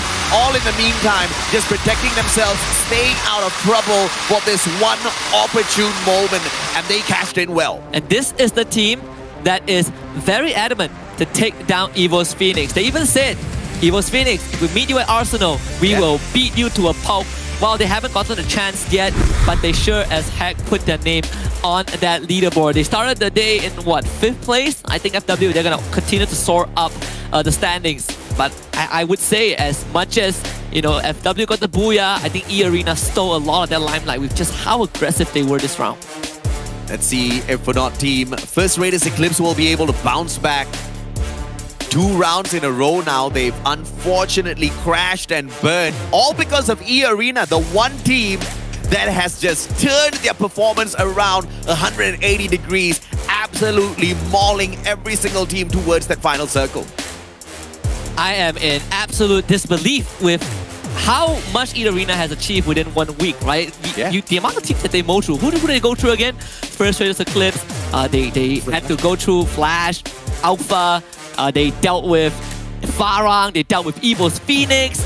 And they fell in the hands of FW because FW just had a better position to start it off. But it didn't stop them from all these aggressive movements, right? I talked about Shut Up. And you see how this guy was just rushing into his enemies. But it's that aggression that has been catching a lot of these off guard, all of these teams off guard, and allowing E-Arena to cash in on kills. Yeah, unfortunately, we haven't been able to see exactly what the setup is like for E-Arena, but hopefully we will be able to see a little bit more of their strategy. In terms of what FW was able to kind of execute towards the very end there was just phenomenal in terms of setup, right? They managed to play it as safe as possible down to the very end, and that's something you don't usually see because teams do get tempted, especially when you see knock after knock out there on the battlefield. They did not prey on EVO's Phoenix, they did not prey on Farang, they just allowed E-Arena to do all of the nitpicking. And I'm just a little curious as to why was that so, because they had that fair opportunity to pick up more points. I think what happened was that they were initially really pressuring EVO's Phoenix, and the E-Arena showed up, and EVO's Phoenix had to make a decision, right? Yeah. EVO's Phoenix ran into E-Arena. I think that cut off the line of sight from FW. So FW were like, well, we can't get the kills. We will just wait for whoever comes to us. Overall, it's just kind of the price you pay for playing safe, but I'm not going to blame FW, right? Yeah. They already are doing very well. And I would say that the first 2 rounds have been a very, very explosive FW Esports with the booyah, 9 eliminations. Again, just like Team Flash on round 1, a byproduct of a slower approach in the final phase. Bunjin picking up 4 eliminations as well as the MVP title. Truly well deserved with 1,349 damage. But surprisingly enough, 0 rescues on the side of FW. They've just been so concise in terms of moving towards that final circle in such a safe manner, only taking those eliminations and those sure win gunfights against some of these other teams. And a triple homer setup allows them to do exactly that. On Purgatory as well, AJ, it's Yeah. a huge and open map. Normally you see this on Xterra, but for FW, running triple homers is a very, very bold move because they don't really have much defensive capability as an active skill. You only have Steffi, but then you look at the other characters that they brought in. You have the Capella with you have the double J beeps. So it is still something on top of the extreme offensive capabilities that the team has. The double R1 as well that gives you all of that extra bit of information. I mean, R1 plus you bring in Homer, the amount of info you get on the positioning of your opponents and the capability to stop them dead in their tracks just makes FW such a lethal team, but they did not use that for the offensive. They in fact used all of that data for the defensive to secure this booyah for themselves, which is a perfect strategy as well. I think the beauty about information in a game of Free Fire is you get to make decisions without putting yourself in danger, right? Yeah. And in this case, sure, we have tools that allow us to go on the offense, but what if we can just stay back and get these 3 kills? Yeah. Trogon now on the top of the list. For the very first time, we see Trogon even be a popular weapon. And it has been a sleeping beast in week 1. I'm actually surprised to see it here because a lot of people have been abusing this gun. And the main reason why they abuse this gun is because, I mean, dude, you've got a shotgun that can double up as a launcher as well. But this gun also might not be the favorite of some players who forget to change the mode of the gun. Because when you're stuck in launcher mode and then you end up in a gunfight, to switch on back to a shotgun is going to take a while. But it is an auto shotgun at the end of the day, so it's the new and improved Mag 7. It definitely is. In the arena, 28 points to take the first place. And that's without a booyah. You look at FW Esports, they only got 21.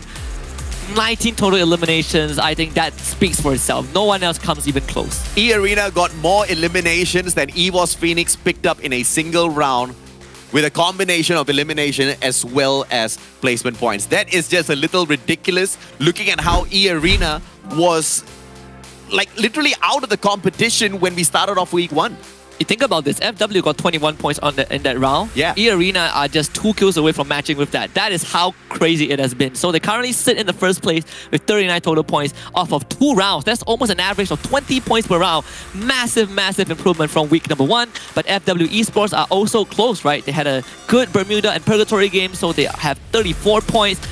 And you look at the third place team, Team Flash, they are 13 points away. LGDS needs to step it up because with E-Arena doing so well in this round, they for sure secure the top 12 for themselves 100%. in the overall leaderboard. And guess who was in the 12th spot? LGDS. Today hasn't been a great day so far. So if they needed a wake-up call, this is that wake-up call. Yeah, they definitely need to kind of formulate something, right? Because LGDS, they were doing very well. More than 100 points on the first week. 4 more rounds for LGDS to make a comeback. A lot of these teams have shown what they're capable of. We'll take a short break. We'll come back to Alpine for game number 3 of the group stage.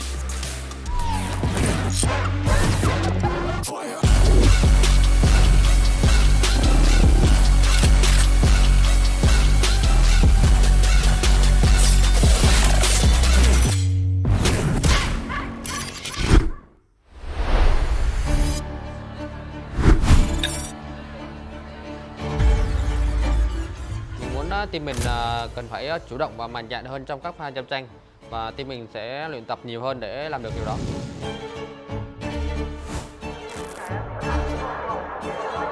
ฝากถึงทีมแฟดนะครับ เห็นวิกที่แล้วมั่นใจ ตอนนี้ยังมั่นใจอยู่หรือเปล่าครับ Mình nghĩ team mình cần cải thiện tâm lý tốt hơn để chuẩn bị cho tuần thi đấu tiếp theo.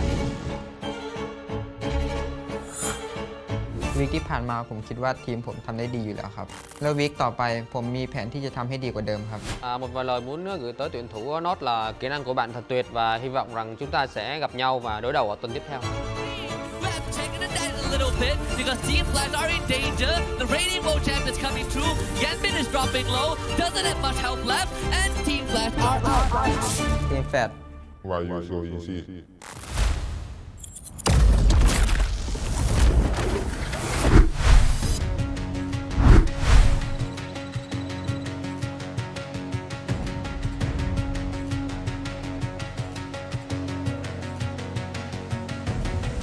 There's something in his eyes. There's a storm within, but it's written in the sky. Let it break me till it's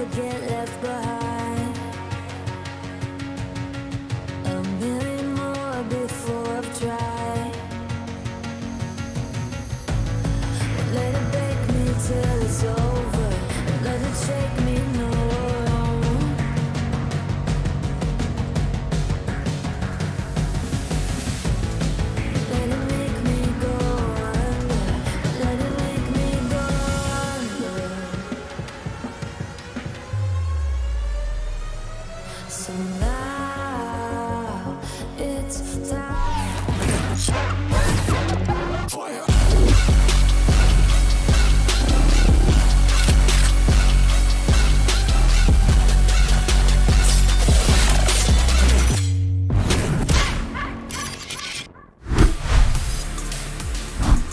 Welcome back to the arena of Free Fire SEA Invitational 2023, week 2 of group stage. But this is not just any ordinary arena, it is E-Arena because the first 2 rounds have been explosive. My name is Sasuke and alongside me is the mustachio AJ, and we're witnessing our childhood fairy tale, the tortoise and the hare, but right now we are only looking at the hare. I don't know if or not this fairy tale is going to last for much longer because there are other teams who are vying for the top spot.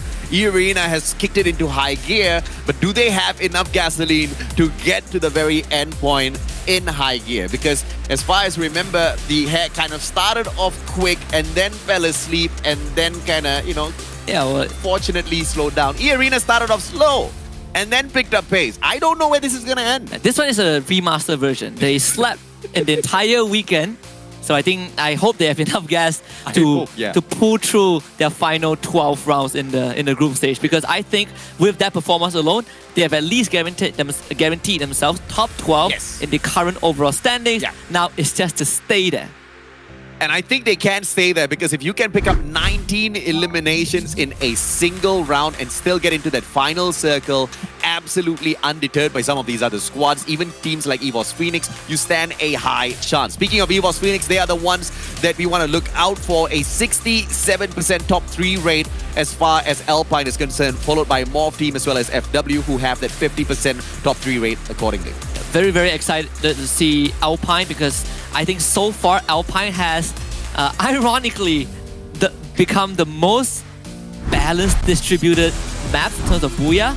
We thought Nextera is going to be that one, but Nextera is now more of a skill check. It's more of a halfway point, are you still consistent kind of map. But for Alpine, all gloves are off. EVOS Phoenix for the first 2 rounds not doing too well. Second round not the worst, but now let's see if they have finally woken up. This is the true litmus test as to how much E-Arena has improved from week 1 into week 2. Because the last time we saw them complete these runs on Alpine, they picked up a total of, drumroll please, 2 points last week. What? Yeah, 2 points. So they played Alpine twice and got 2 points? Yeah, 2 points. But that's why this is the litmus test, right? Because they absolutely bomb out on this map. But if they do rise up and end up in that final circle, we can tell E-Arena's not just ready to rock, that they are ready to roll. So if they get more than 2 kills this map, we're gonna celebrate, okay? No. I am. They need to keep up with the first 2 games. No, it's called progress. Baby steps.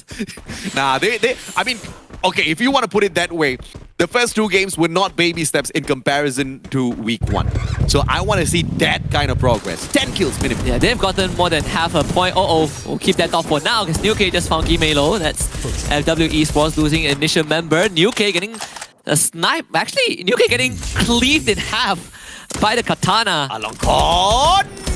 Still pretty safe. I mean, Don't Cry trying to provide some help, but New K, he's stranded out in the open. So surprisingly, New K has not been taken out of the equation just yet, but as I say it, Alongkon finishes him off. What a whip from the katana, and Alongkon now just spotting out Don't Cry, who is trying to tag him up, is very successful in doing so as well. But with the M1014 in hand, the boy can't do anything but run. I saw one of the members from E-Arena get taken out by First Raiders Eclipse. They are fighting again. If you're First Raiders Eclipse, you're not happy. 2 maps in a row, you get wiped out by the same team in the same manner. You gotta feel angry about that. Alpha, on the other hand, while receiving some fire from Farang, Rema is gonna be hiding behind that wall for now. But Alpha, they have a full team, and these 2 teams, they do have a revival point that they can contest. If you're Malaysian, you're definitely excited to see Farang finally wake up in the competition. What a beautiful time turner pulled up by Shutup. Manages to get the tag in and does not get any damage sent his way at all. E-Arena with Shutup super low on HP. He will be able to recover. In the meantime, Protete just trying to keep that suppressive fire on the rest of the players from the side of First Raiders. But First Raiders are determined to get this revenge. And if they are successful, the horrible run at Alpine will continue for E-Arena. Yeah, good flank from Darko. They get rid of Potato, but they did lose Lozzy in the meantime. So this is still a very winnable fight for E-Arena. 2 versus 3. Shut Up getting completely suppressed by Souza, but Limit is going to be there on the bridge as well. So if you are First Raiders Eclipse, if you can get rid of Limit, that would be great. Darko did buy Lozzy back. And Lozzy, he has plenty of time to drop down and provide backup. E-Arena doesn't have the same luxury. North takes that high ground, and this is perfect because he will be able to see Limit try to back away, but Limit has got the Woodpecker in hand, the better weapon in terms of this sort of a range to kind of deal with the firepower of First Raiders. Alpha does manage to take Fires out, and this is a match that Team Farang just can deal with, but they refuse to deal with. They're backing away ever so slowly. They want to survive till that final circle. I don't agree with the decision being made. In a spot like this, you have to take the fight, Husky. And Limit down Souza off screen as well, so this could be a turnaround for E-Arena. And remind us, get the boost. Alpha rushing over to Farang, and it seems like Farang, they're playing to not lose, while Alpha is playing to win. And this 4 versus 3 push could prove fatal for Farang. They're gonna come triple stack around the corner, absolutely catching Jesbu off guard. And Jembao, he's gonna be sent on the run, but there's not much space to work with. Alpha might get the wipe. Usually when you see a team backing away, you expect them to set up a counter, but there was no counter set up this time around. Team Farang, they've lost out all of their players, and I believe someone is still alive and kicking, but we just don't see him on screen. And E-Arena continues to survive as well. What a fantastic play by Shut Up. From almost getting knocked out, from almost getting taken out, he's the one reviving Team E-Arena. So both E-Arena and First Raiders Eclipse, they kind of go back to a stalemate, but for FR, they did get the better end of that trade. They only had to revive Lozzy. They got 3 kills off of that, so majority of their equipment is still with them. But for EA, this is one of the rounds where they are forced to slow down. And it is their worst map in terms of performance, so we understand exactly why they are struggling. But it's all about that improvement in week number 2, and EVOS Phoenix just storms the front of LGDS. Bruce fully tagged up already, 30% HP left in hand, backs away. Jonah with the left-hand flank. Woodpecker tries to search up for one player, does not find anyone through those maze of glue walls already. He has got the M1887, but finds no player. Strogon in the hands of Jonah. One more tag, and Yuan still survives that. Roro actually takes out God Cruise, but Moshi instantly comes in for the trade. So LGDS have no time to recover. Yuan forced to put up the glue wall to barricade, to block out this doorway, but it's coming out the other side right into Already. And Already was there waiting for him. LGDS to no chance. EVOS Phoenix just ran into them and continues to run through them towards their next location. Nothing to fear at all when you are the most lethal team out there on the battlefield. Albeit not really shown within the first 2 matches, EVOS Phoenix trying to rise back up for an aggressive final circle a little bit later on. And I was actually surprised that EVOS Phoenix even did not get that booyah in the game number 2, right? Because they were super stacked as far as their utilities were concerned. It's like they were going compound to compound to compound, finding full spots where they could loot up. I think the downfall was just they were caught out in the open, right? Yes. Sometimes those positions... Between 2 teams. Between 2 teams, 2 tie teams. Yeah. 2 teams that really want them gone. It's not easy dealing with your enemies like that, you know? The enemy of my enemy is my enemy. Something like that. No, the enemy of my enemy is my best friend. The enemy of my enemy... Oh, right. The enemy of my enemy is my best friend. Yeah, I think because if the enemy of my enemy is my enemy as well, then... Then it's a 3-way fight. Yeah. So, wasn't that case. And obviously, the champions, or the 2-time champions, weren't pleased with that at all. But Vasto Mundo now finally showing up against E-Arena, who have been showing up all day, all night. Protete, one quick knock is going to come out through. Shut Up goes down as well. And it's Vasto Mundo doing a number on E-Arena. Orgus backs away. Protete back up on his feet. Crusher cannot get those tags with that AC-80. They will need to try again. But in the meantime, they patch themselves up. Yeah, they finally punish Shut Up for his aggression. And with Shut Up gone, it's a 4 versus 3. Plays to 10, dropping low. Luca getting Orgus, but Tene falls! Oh, Vasto Mundo finally coming alive in this Alpine map, and Limit, they're gone! Vasto Mundo of all teams to make it happen. The Alpine curse continues. And unfortunately for E-Arena, they will need to make a good comeback at Nextera, where they do not struggle as much. Don't worry, they already got 1 point, so they have one more chance tomorrow, on Sunday. I believe. What a low bar to set for Actually, yourself tomorrow. just to break, right? But I don't want to see just 2 points. doing better than last week. Yanbin has an opportunity here, but it's against EVOS Phoenix already with the left-hand side flank. Yanbin's going to barricade himself up with the glue walls just first and already backs away. He has got a long-range shotgun, but Jonah out of nowhere takes him down with a headshot. Ripgod gets an exchange onto Moshi, so it do stop that for a while. Jonah gets down as well, already doing his best to patch himself back up, but I think he needs to try and get away from this situation. There's no one there that can help him. Jonah is already eliminated, Moshi down on the ground. The big problem is that there's no way out. Already stuck in a 1 versus 4 against Team Flash, their mortal enemy in this group stage. Now we get to see whether or not already is capable, and he gets the first one. Good headshot onto Ripgod. Needs to go up against 2 players. A fantastic glue wall erected for his right for the defense. Goes straight in for Bloody, but that's the wrong decision made, as Team Flash still has got Yanbin right beside him, who he did nothing about. Oh, they asked Team Flash to hurry up, and they made it quick and painless. And dude, this is like 2 out of 2 where they encounter each other, and Team Flash has gotten the win over them. So I don't know, EVOS. Might be high time you tell Jonah to pay, bro, calm down, bro. That's what I've been saying, but you say no. We gotta keep Jonah, let him Jonah talk, needs to train everybody else, because that's the kind of drama we need in FFSI. I mean, he didn't all of the other tournaments. He didn't train the Team Flash guys, because the Team Flash guys were like, all right, you win. We'll see you next week. You guys are really good, and wipe them 2 times in a row. You know how we've got color casters and play-by-play. Right. Teams have got different styles. I mean, Team EVOS Phoenix, they love to talk. Team Flash, they absolutely love to walk. They did. They walked over EVOS Phoenix twice. Stomped over them. Sure. Not really a stomp, but good enough. Dominant enough. Okay, I'll give him that. Dominant walk equals stomp. I feel like you have to. Okay, they jogged over EVOS Phoenix. Okay. They have to convince us with the overall standing. Over them. Okay, that's all I'm concerned about. It does put them closer to EVOS Phoenix. I think that's the good thing. That's the good news for Team Flash, which, again, I had pretty high expectations coming into FFSI. I think that they are showing it just a bit more. First Raiders are so pleased that E-Arena is out of this round already, because now at least they have a chance to make it to that final circle. They finally get to play Free Fire. Yeah. I think the combined play time for both rounds is probably... less than 5. Yeah, I was about to say that, less than 5. First Raiders now already in the 10th minute. Jumping for joy. As long as E-Arena's not a part of this equation, they are going to be able to play longer games. But 35 more seconds for the circle to pressure everyone. And I really like the pace of movement from Team Flash. They have always been ahead of that circle by a couple of steps.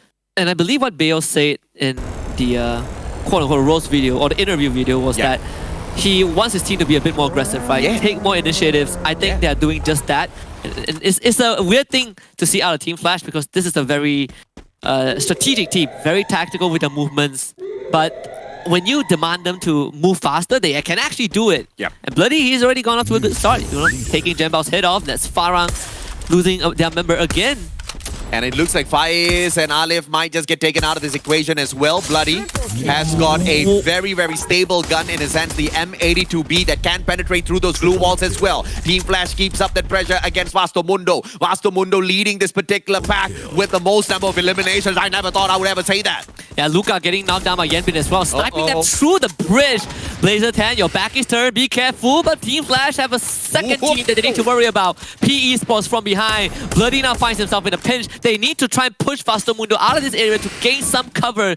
They do have control of the circle, but PE Sports, they're deeper in. Vasto Mundo looking to push through. Vasto, they will be able to quickly recover, but Luca's really low on that HP. He needs to patch himself right back up before getting into a couple of more of these engagements. That RGS in the hands of Bio might just be a one quick grenade away from the end of Vasto Mundo. He tosses a quick grenade towards the right and a nade towards the left as well. No glue wall smelt is being presented by Bio just yet. 7 more grenades to work with. All of them goes to waste. And from afar, it is Bloody with the M82B. A headshot onto Nunes. And now this grenade could do a number on them. And Nunes still protected. Yeah, Bloody has been getting these crucial shots. That is what Team Flash needs. Vasto Mundo putting up basically an entire wall of glue wall, but Blazer 10 gets sniped by Ripgod from afar. I mean, Vasto Mundo, they just could not decide where they should head towards. Crusher stuck under the bridge. Nunes is way too far away from cover. The Team Flash, they're willing to stick around to pick up the remaining kills, but they're going to get pressured by PE Sports, who are going to get pressured by Alpha. One would think that Bio was wasting all of those grenades, but those grenades were perfect in terms of just making sure his opponents did not make that approach to counterattack his team members, and that just worked out perfectly fine. Vastomundo had to back away from that fight, and now they are at risk of being eliminated by the circle. Nuke, fantastic headshot, and Ma'al takes out Zarya from Team Alpha. Team Flash circles around yet again, and Vastomundo really wants to take this engagement against them. Bloody does go down. Crusher gets that with the M1014, but Bio quickly trades him right back out. Vastomundo, your time might just be over because now you're stuck between Morph and Flash. And PE. And Alpha, who are rushing straight into PE. This is the aggression on the sea. DNP against G18. Who's gonna win this? Narrow with the Trogon taking down one. DNP getting G18. PE Sports still going strong. Ice Grenade is gonna be there. DNP is down. But Alpha, they are on their last legs at this point. And with FW showing up, FR is over there. I mean, these two, they're gonna take on each other. Gimelo is gonna get knocked. North trying to find safety as Vastomundo gets taken out. But first phase Eclipse, they're losing health as well. Darko is in the red. Souza also low. They bring North back up. 9 fans. Single player, Drogon in hand. He manages to pop one. Can he pop yet another? 61 HP left in here, and he does manage to get the second player as well in the name of Darko, but Souza saves his team. A 1v3 could have gone great for him. All thanks to Souza, they survived, but outside of the circle, can they patch themselves back up in time? No knocks coming through from the circle on our kill feed, so Team Flash will do absolutely fine alongside First Raiders, with Morph, the healthiest one in the final circle. They are, again, in one of the best positions to get the booyah. Yanbei just gets his skull blown up by Susana from afar. I mean, this Indonesian squad, 4th seed, I believe, from the region, just completely tearing up a Storm at this point. Rip God also gets claimed. Team Flash down to their final member. First Eclipse show up, and this is going to be very dangerous. North is going to play from long range, but they need to be able to take out members of Morph Team from afar. And Morph Team, they're not going to wait, AJ. They're running straight into FR. Will Morph be able to claim their third booyah kill? Fantastic Riptide rhythm! And Souza goes down. Nate sorts him out. Ma'al, what a fantastic attack with that car. And now, 2 more players on the side of First Raiders. Darko losing his HP outside of the circle. And looks like North is going to be the final player that they're all going to depend on. And the moment Darko tops his health right back up, he gets put down onto the ground. North outside of the circle. And this looks like it's all going to be over as Morph secures their third booyah of the group stage. How much did Morph Team pay the circle? Because they have read the circle 2 rounds in a row. But in all seriousness, it's another game where Morph Team have low kill count, but they get the booyah. Kind of farming those 12 juicy points from the round win. At the end of the day, I think they are obviously very happy with the performance. I mean, we said, Indonesia is the second team closest to taking down the region of Thailand. We saw all these close videos, the rivalry. It seemed to set between Vietnam and Thailand, but let me introduce you a third character. It's Indonesia. 12 points in Bermuda, 6 points in Purgatory, and absolutely topping the charts here with the final game with Booyah in hand. Just the Booyah alone has been able to outperform the full round score within Bermuda. So I think Morph is going to be absolutely delighted with that. But things all started between FW as well as PE. And also E-Arena, we talked about how last week, over the course of 2 days of play, they only picked up 2 measly points from Alpine. And the curse of Alpine continues for E-Arena.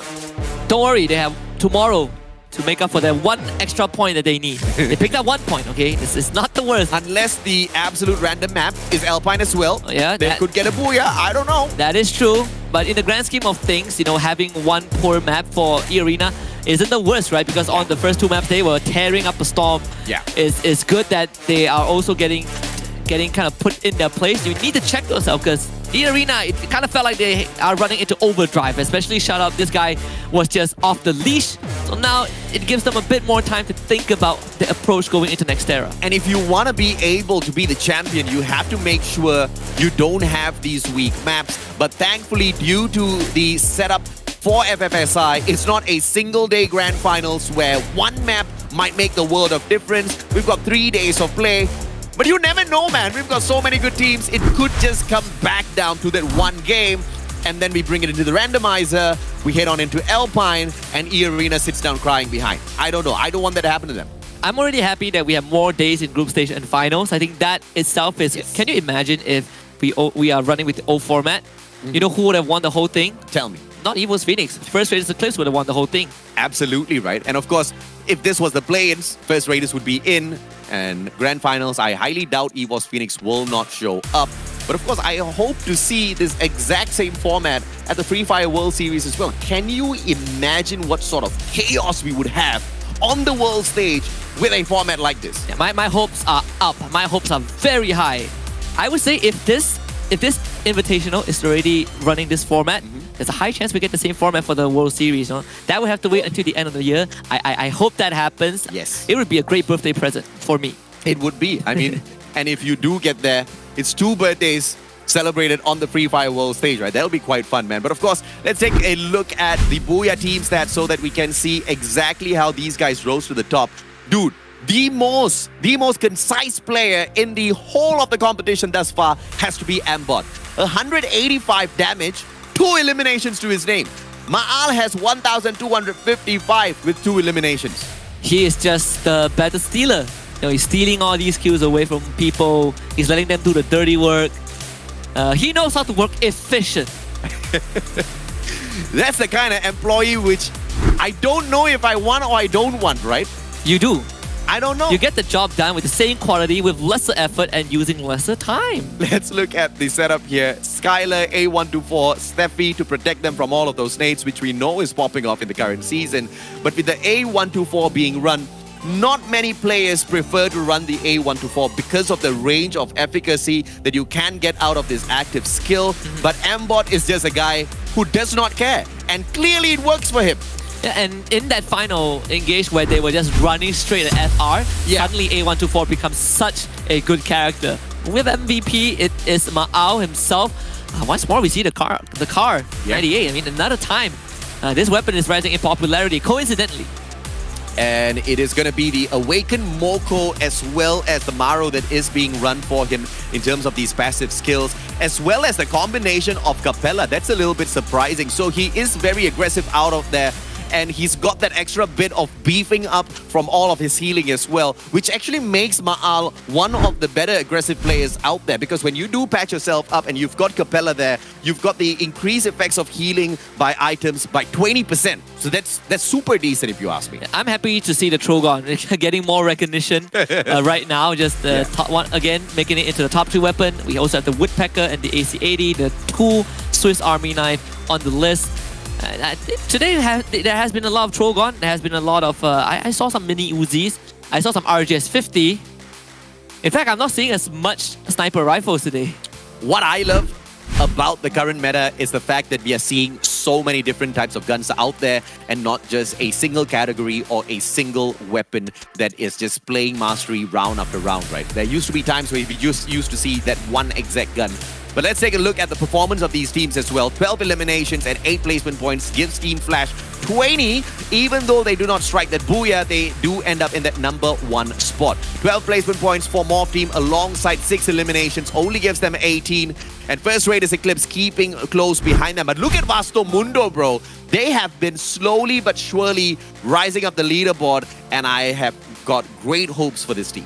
It is definitely not done just yet for Vasto Mundo. In fact, you look at the 2 teams at the bottom, Vasto Mundo is 13 points ahead of LGDS. That is good small steps for this team. But FW Esports now currently in first place, 44 points. You have Team Flash tied with E-Arena, and that's because E-Arena got taken out by Vasto Mundo of all teams on Alpine. First Raiders on the 8th spot, but we understand why. 2 back-to-back rounds, E-Arena was alive and therefore they couldn't pick up points.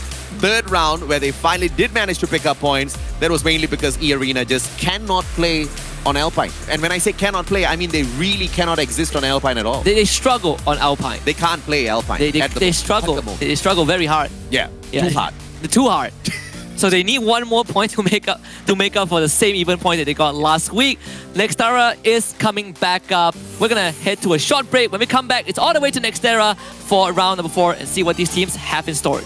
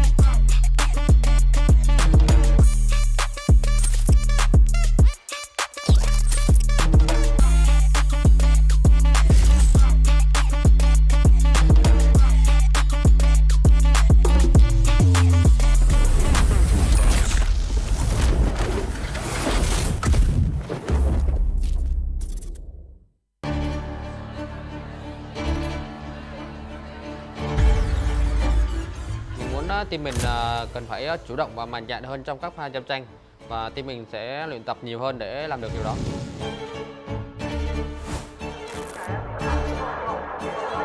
ฝากถึงทีมแฟดนะครับ เห็นวิกที่แล้วมั่นใจ ตอนนี้ยังมั่นใจอยู่หรือเปล่าครับ Mình nghĩ team mình cần cải thiện tâm lý tốt hơn để chuẩn bị cho tuần thi đấu tiếp theo.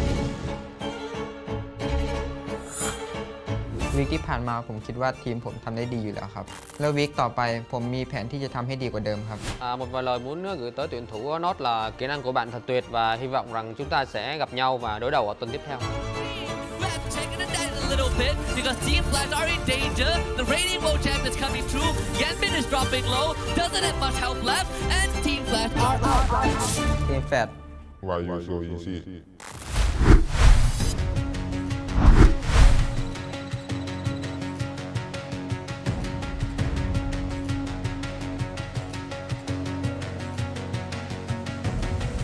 There's something in his eyes. There's a storm within, but it's written in the sky. Let it break me till it's over. Won't let it shake me, no.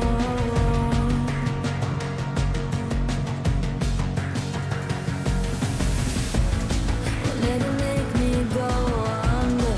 Won't let it make me go under. So now it's time to fly.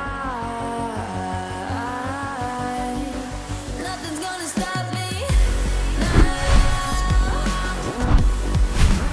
Nothing's gonna stop me now. Nothing's gonna stop me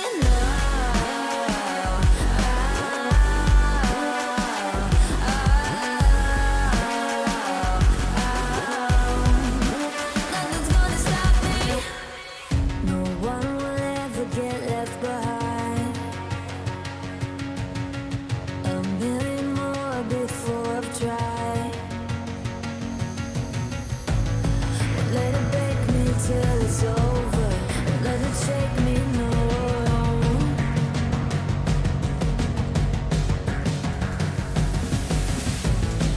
Let it make me go under. Let it make me go under. So now it's time.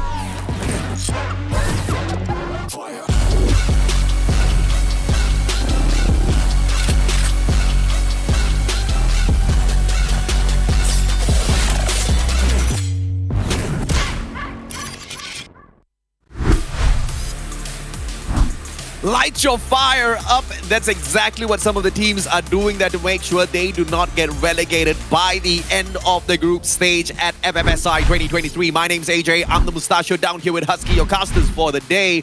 All three matches, 3 different winners. But E-Arena that started off so hot kind of got their fire snuffed out. Maybe they'll reignite it right here in Dexterra. I hope that's the case, and this confirms one thing about E-Arena. Tell me. No, it's not that they're not consistent on Alpine. Everyone knows that. We know that this They are consistent on Alpine. consistently 1 point. Okay. What has been confirmed is that the breed of hair is they're definitely not snow hares, not snow bunnies.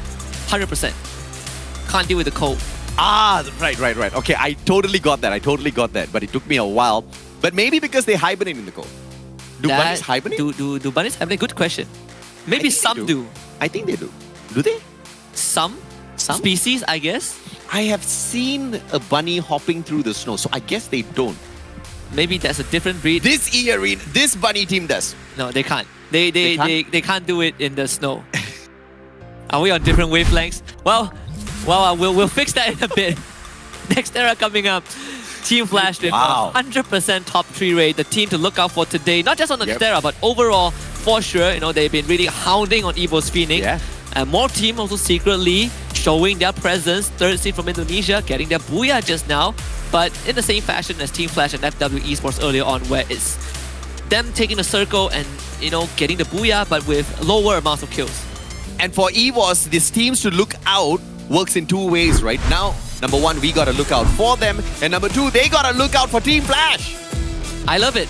I love how E-Arena is looking at First Raiders Eclipse, the Evo's Phoenix is looking at Team Flash, and the FW Esports is looking at Evo's Phoenix. Now we got a hexagonal relationship going on, which is kind of the shape of Nextera if you think about it. I hope I got it right. Well, not really, but it's a... It's the first time in my life I've ever heard anyone talk about a hexagonal relationship. Times have changed, AJ. A triangle, yeah? Yeah? A square... Not even a square, no. No, it's always a three-way, right? It's always like a three-way Not relationship. even a pentagon. No, I haven't experienced myself either, thank goodness. Get high, gets in, God Cruise, gets lost. Unfortunately for EVOS Phoenix, we will not be able to see the shot caller play this, but this is not the first time we are seeing him get subbed out in replacement for Get High. But it looks like EVOS Phoenix is going to have their hands full as they land in Museum. I guess they are looking to pick up a few artworks as well as kill points. Go hunting for the artifacts also. I mean, the artifact that they are going to find, actually living and reading, is Morph Team. And those two, they're going to start fighting each other. EVO's Phoenix, they do lose one member. Meanwhile, on the other end, FW coming in to take out Farang. Aloncorn and Kimedo both on the ground, but Farang have no way to secure them. Farang, I did see a player try to rotate towards them and maybe get this backstab, but the moment he saw his team member get snuffed out, he made a quick U-turn. Alpha is within the vicinity as well, but whoever you are from the side of Team Alpha, do not make a sound. Gatal all alone. Zarya a little bit too far away to save him. Zarya needs to back away, but Boon James already rotating towards Gatal. 9 fan on the left-hand side, Boon James on the right. Gatal's in a lot of trouble, and EVOS Phoenix on the other hand. Jonah does manage to sort out Ma'al. A good response, and Jonah continues the 1v2. This monster cannot be stopped. Incredible movements from Jonah. Around the corner also. Susanna didn't have... Look at him. I mean, Susanna didn't have the best gun because he only had double revolver. Amport also having the same arsenal. Not the best in these situations. Double revolver, not the highest fire rate, but it does do considerable amount of damage. Jonah again around the corner looking for Amport. This time, double revolver not working out. Jonah just wiping the entirety of Moim. And yes, he does. Quad kill for Jonah.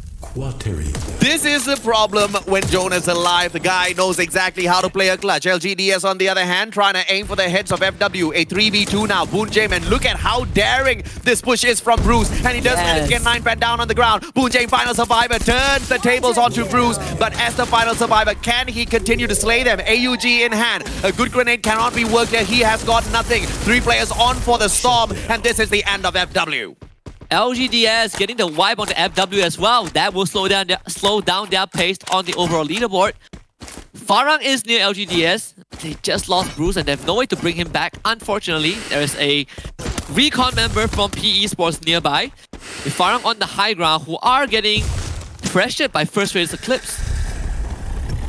Team Alpha did not really pay a high price earlier on. They did lose Gatal, but very quickly revived here. Lozzy up in the air. AC-80, but no angle vertically whatsoever. He will need to just play his time, but Zarya has already backed away pretty far and is going to try to take him off of his perch here. Let's see if or not she does have what it takes. Lozzy with the AC-80 tags her up. One more shot can put Zarya out of the equation here as she stops to heal herself. How did Lozzy end up there? That is the biggest question. The rest of FR are not even around, so I would say that Lozzy's job, get info and try to get as much kills as possible. Lozzy bringing in the rest of the cavalry, and he has a chance to drop down and ambush Alpha. Alpha just basically hugging on the southern side of the billboard right now. But the FR have a lot of control over those drylands. Darkall with the M82B has got the Moko. And you know exactly what he is trying to get. Just that one clip is going to be marking these players up. Soja hurt himself with the RGS 50. We caught that in 4K finally. So he's going to heal himself back out first. And the nade did come in from long range from Alpha. They are stuck behind the billboard, but they do have this arsenal to protect them. First Raiders shot after shot, but Alpha is just playing perfect defense at the moment, but G18 gets caught out. Souza with a left-hand side flank, and that's the perfect one. Jazaria remind, both backs away, and they put a quick campfire here. They want to see if or not they can dance around the team of First Raiders for a little while more. Glue wall melters will take down their defenses, and the timing is perfect as Slozzy takes the attack from the back. Trogon in hand. Hey, double Trogon maneuver coming through from the First Raiders now, but those glue walls are erected once again that they are trying to bust through. They were able to bring G18 back, so G18 is going to fly far away to save his team. Souza and Lozzy both get knocked down. Alpha might have a chance. Grenade launcher in hand. Fire with the charge buster switches the gun, runs into North, loses that fight. As First Raiders Eclipse, they are able to survive this one, but Alpha, they still have one more member who is trying to hit to safety, but North is looking for it. North sees him. G18 on the roof. Wee little bit more, and that could have been sorted out. But now they know exactly where he is, and he cannot go anywhere. Saddest part is that there is just a revival zone in front of him. Well, he can stay here for a while until the circle closes in. He can prone. They are not going to be able to tag him up unless they go far away. But that also opens them up to a little bit of danger. In any case, there could still be a team that finds First Raiders out there and engages. No! Dark Call takes 2 seconds too long. I saw his feet and it's like, nah, I don't want to shoot their feet. North does the job. Good flank. Valiant fight from Alpha, right? But they're caught in a very rough position, and Darko was able to flank them. Farang also suffering. I mean, they have been on the run for the past 6 minutes. They've been on the run throughout the whole competition, unfortunately. Fire is now knocked down as well. And it looks like Farang's going to lead E Arena directly into the hands of First Raiders Eclipse here. Let's take a look at the map.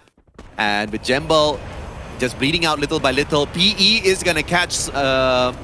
We're going to sniff out Jezbu, who's running straight at them. And as I say that, Nero and Don't Cry open fire. Jezbu disappears from the map, but his plate is still there. Now, he's taken out. Oh, he's gone. This is the first circle that we saw on Xterra that heads towards the Intellect Center, right? So it's not easy to get right through. If you are late, people can gatekeep. There are 3 bridges. You can see First Raiders Eclipse, first team to touch down right in the center of that circle. And honestly, I think this is one of the toughest safe zones in competitive Free Fire, just because you're not only trapped on an island, there's very little space for you to move around. It's a very smart play coming through from First Raiders Eclipse to quickly reposition the moment that circle moved. They might have had some pre-hand information as well as experience playing a circle like this, because like you said, Husky, it's not an easy spot to fight out of, especially if you're going to be one of the last few stragglers to get into that circle. Jembao is still running. He's in the arsenal. Don't think he can bring his teammates back though. There's no buy point there. I see... Okay, he's... Hi, Jembal. Goodbye. I think this is the end with the MAC-10 in hand. And DNP circles around. And Jembal's still alive.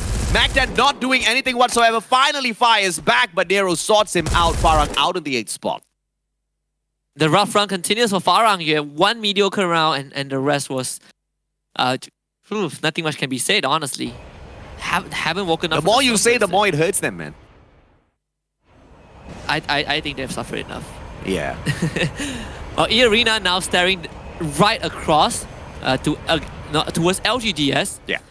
I believe, so the thing is, First Raiders Eclipse, they did suffer some punishments early on. They lost members to LGDS, they lost members to E Arena, but right now they are the first team to make it into the circle. You see the E Arena, they are very spread out just to cover as much ground as possible, because in the safe zone, there really isn't much space for you to confidently hold, and they're not even crossing the bridge just yet.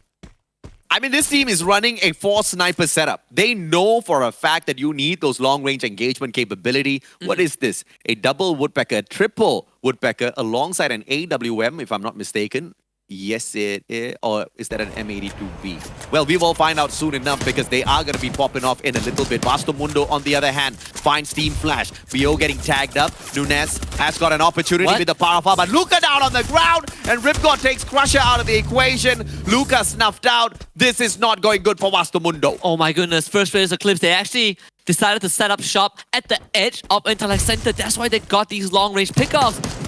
Again, Luca was caught in such an unlucky position, but Team Flash will now push the rest of Vasto Mundo. Blazer 10 already down thanks to Bloody. Crusher has a cluster nade from the Alvaro, but barely scratches Ripcord. And Vasto Mundo are down to just 2 members. Both of them trapped on the attic. You have Bio just pelting them with those grenade launchers shots. Crusher is trying his best. Team Flash puts up the glue wall and the time turner. This is the final stand for Vastamundo, and with Rip God and Yanbin slowly encroaching forward, Crusher gets knocked down, and Nunes doesn't have much left in the tank. Team Flash gets rid of Vastamundo. Good try by Team Vastamundo, but now E-Arena out in action. A fantastic headshot out of Shut Up as Bruce was hopping his way towards them, but you cannot bunny hop in front of the bunnies themselves. No, definitely not. And try to use the Master's tricks against them. It's a bit of a wishful thinking. LGDS, they still need to try and make it through E-Arena, which again, the sniper setup makes it incredibly hard. E-Arena, they backed out 3 of their members, but August, he's still in front. This could catch LGDS off guard. Throws out the Alvaro nade. Clusters are there. Roro brings back Bruce. E-Arena now retreating and try to get over into that circle as Bruce actually flew in. Good defensive maneuver from the rest of the players on the side of E-Arena. First Raiders, on the other hand, they have got a couple of chicken caught in the coop here. E-Arena trying to tag them up. First Raiders try to steal away those eliminations, but they just do not have an angle to play around with. Alvaro will once again come through with that cluster, but it does not connect on anyone. UK skirts around Darkall, spots him out. One more shot, but the time turner saves him. And DNP is DEAD thanks to North. Darko finds UK once more, and First Raiders Eclipse looking to basically close up shop in this compound. Ironclad defense, 9 eliminations for FR. And FR still claims those eliminations. E-Arena, unfortunate sitting ducks out at the other end, managed to just tag them up, forcing them to use the utilities, but could not claim those engagements. And now, inside of Intellect Center, this is where you need to bring out those big brain plays, and Bruce is already on it. Yeah, he is dead center, well, not really dead center, but he's dead center of this building, which will close in just a bit longer. But Team Flash against Evo's Phoenix feels like the storyline for the day so far, as Evo's Phoenix continues to taunt Team Flash, but Team Flash of their engagement already has 80% of their health taken away. That nade! Oh, beautiful! Oh, what a Steffi block! Already, first gets tagged up by that nade, and Steffi just comes in for that save. And now Bio's gonna tag up Jonah. Nope, that one goes wide. Jonah continues to push on in. Shut Up gets tagged up by North as First Raiders now engage with E-Arena. E-Arena struggling outside of the circle, at least half of the team. Rotating, getting eaten up by the circle. Argus goes down by the circle, but Shut Up and Souza, they both get into an engagement. Souza goes down. Darkall, the final survivor here, trying to protect First Raiders, but the glue wall is gonna be barricading Shut Up just perfectly fine. Protate is gonna bleed out. Darkall goes out. Once again, E-Arena eats up First Raiders. The fact that they didn't get rid of Shut Up costed them this round, unfortunately. Meanwhile, Evo's Phoenix trying to piss on to Yanbin. Look at Bio, he's trapped between those glue walls as well. Yanbin trying to play his own survival game. The campfire is gonna be there for Get High already, just trying to blast through this glue wall to get to the members of Team Flash. It's gonna be Yanbin again. Bayo finally walking forward, but just does not have the numbers to get rid of Evo's Phoenix. And finally, we see Evo's Phoenix having a firm grip of this round. LGDS only has Bruce left. He is just going to drop right down and give it away to Evo's Phoenix. Survives, gonna get the knock. Jonah is the one that goes up against him, and the answer is absolutely no. Drogon headshot. Jonah sorts him out. And now Evo's Phoenix, they are annoyed because that one quick grenade launcher attack on them did manage to take these 2 players down, but they're going up 4v1. If this is not an Evo's Phoenix booyah, I'll shave my mustache off. All right, Shut Up, do it. Do the 1v4 again. Nope. Not this time though, it's not gonna happen. Evo's Phoenix, 5th booyah of the group stage. Woo! It was not the greatest of rounds, but it was a fantastic round for the 2-time champions at the end. Full squad, and the recovery from them has just been absolutely perfect. And who else the MVP but the one and only Jonah, the absolute obliterator of opponents. Yeah, I mean, we saw Shut Up have his 1v4 moment. Jonah also got his 1v4 moment in this round. I mean, Evo's Phoenix, nothing much needs to be said. They have been phenomenal, and it's very hard to take that away from them. They are the only team that can have a slow round, and we will try to justify those slow rounds. They can have slow rounds after rounds after rounds and still be your 2-time world champs. That is true. I can't argue against that until someone knocks them off that throne. I mean, it could just be E-Arena, man. I mean, it could be even Flash. I mean, they've teased enough teams, and now this is finally the time where teams are fighting back. and some of them are able to do it really, really well. It's just that consistency might not be their key aspect, but the capability of getting it done, they've proven it through the 4 matches today.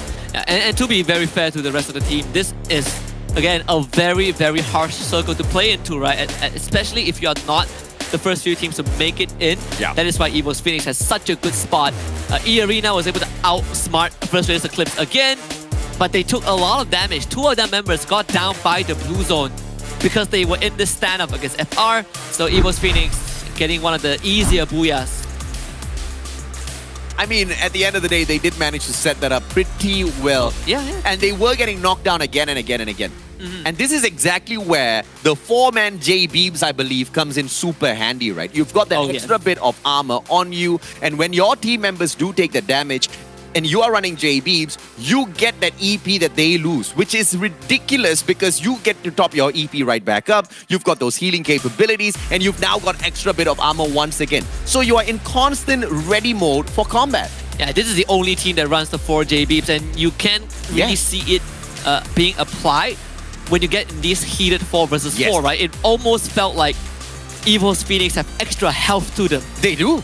They do. I mean, okay, extra armor. They've got extra bit of armor just to kind of negate a little bit of that damage. And the quick recovery, you really have to respect that, right? Because a lot of these teams, they take a little bit of time to get to their team members. It doesn't happen with EVO's Phoenix, mainly because of the composition as well. Having J-Beebs, you cannot be more than, I believe, 15 meters away from your team member. So that forces them to keep such a tight grouping no matter where they go. And it always plays out so well. They say the more the merrier, right? So that's why I think this 2-2 split for EVO's Phoenix is kind of the blueprint of how they play Free Fire overall. 10 eliminations and a booyah, 22 massive points for EVO's Phoenix, and Jonah being the MVP, not surprised at all. He pulled off an incredible stunt in this round. And I just want us to pay attention to this because I absolutely love this animation when they pull off the curtains and reveal the lineup. Oh, this is just fantastic, man. J-Beebs, yeah. The 4-man J-Beebs meta still continues for EVO's Phoenix, and we have not seen a single team out there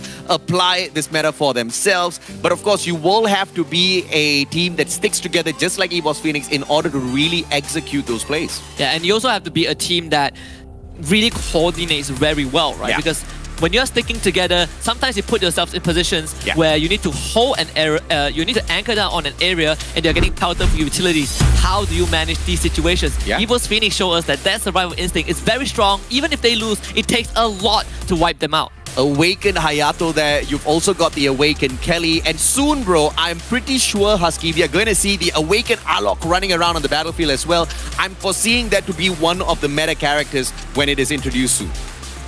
I'm looking forward to that, honestly. Absolutely. I mean, dude, when Alok was first introduced, it was mad. He was being abused. Yeah, to no end. It was no fun. I say no fun in a very loose manner, right? Because everyone was running Alok. Everyone was just... I mean, can you imagine Alok and Kelly? That was a nightmare. Yeah, it was. It was, right? But of course, the popular weapons for round number 4, the Trogon as well as AC-80, they're pretty familiar to everyone by now in terms of the popular weapons used in FFSI. Parafal finally makes its way in here as well. A very decent mid to long range engagement weapon, which is pretty accurate, and the rate of fire is very decent when you compare it with the damage output. Yeah, and overall, you know, for EVO's Phoenix, if they've woken up, then good for them. I mean, they're still going to be at the top anyways. The match standings for match number 4 next Terra is EVO's Phoenix with 22 points. E-Arena getting 20. So great recovery for this team that had to fight tooth and nail against First Raiders Eclipse, who just would not let them pass, but shut up towards the very end. Once more clutch for the team. We're at Game 4, but I want to talk about Game 6. I know I predicted a Bermuda, but at this point, I want an Alpine, because I want to see E-Arena improve and fix that Alpine gameplay today in itself. But let's take a look at the standings, the complete standings between these two teams, and see exactly how they fared. E-Arena still dominates at number 1 spot with 61 points, and Team Flash is just 9 behind them with a total of 52. FW Esports with a 50 in the 3rd spot, and EVO's Phoenix very quickly catching up in their 4th spot this time around with 46 to the name. This is how you know that a team has been doing incredibly well, when they only really played 3 rounds instead of 4, and they're still in the lead, right? An average of 20 points out of those 3 rounds. And look at their kill count, 15 more than their placement points. we had an eye on 5 teams as we were heading in here today. Farang, Alpha, Vasto Mundo. We were also keeping an eye on LGDS, followed by E-Arena. And out of the 5 teams, only one team has broken away from week 1's miserable performance.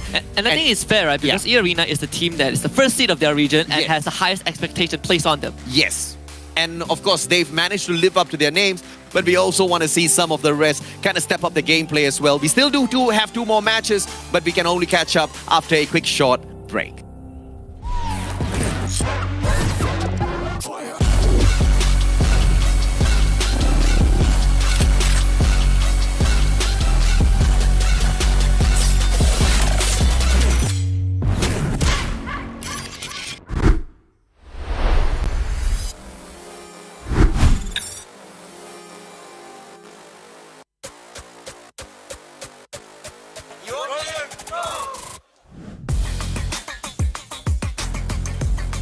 วีคที่ผ่านมาผมคิดว่าทีมผมทำได้ดีอยู่แล้วครับแล้ววีคต่อไปผมมีแผนที่จะทำให้ดีกว่าเดิมครับฝากถึงทีมยูโวนะครับระวังจะโดนป้นที่ 1 มานะฝากหน่อยนะครับเจอกันที่ตู้คลังแสงรอบหน้าเดี๋ยวผมหวนให้ยับเลย ก็ฝากถึงทีมที่คิดว่าพวกผมเป็นคาตารางนะครับก็ตอนนี้พวกผมรออยู่ทางโค้งแล้วครับ Não nos saímos bem nesta semana, mas estamos a trabalhar nisso e não nos subestimem. รีบๆตามมานะพี่ผมรออยู่ครับ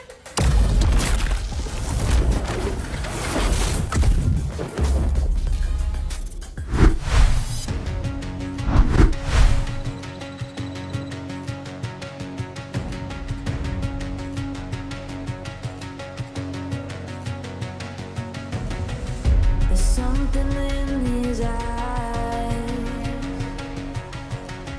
There's a storm within, but it's written in the sky. Let it break me till it's over. Won't let it shake me, no.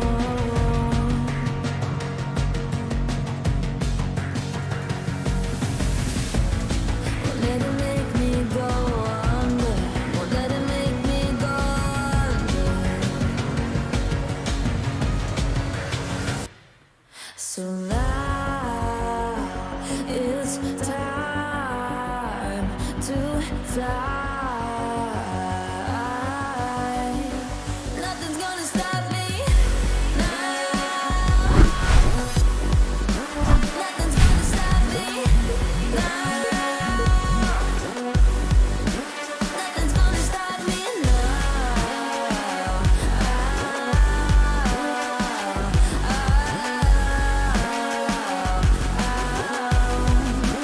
Nothing's gonna stop me.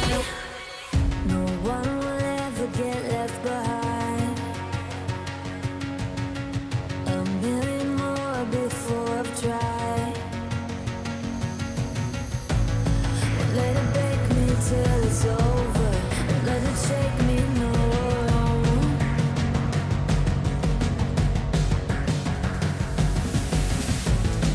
Let it make me go under. Let it make me go under. So now it's time.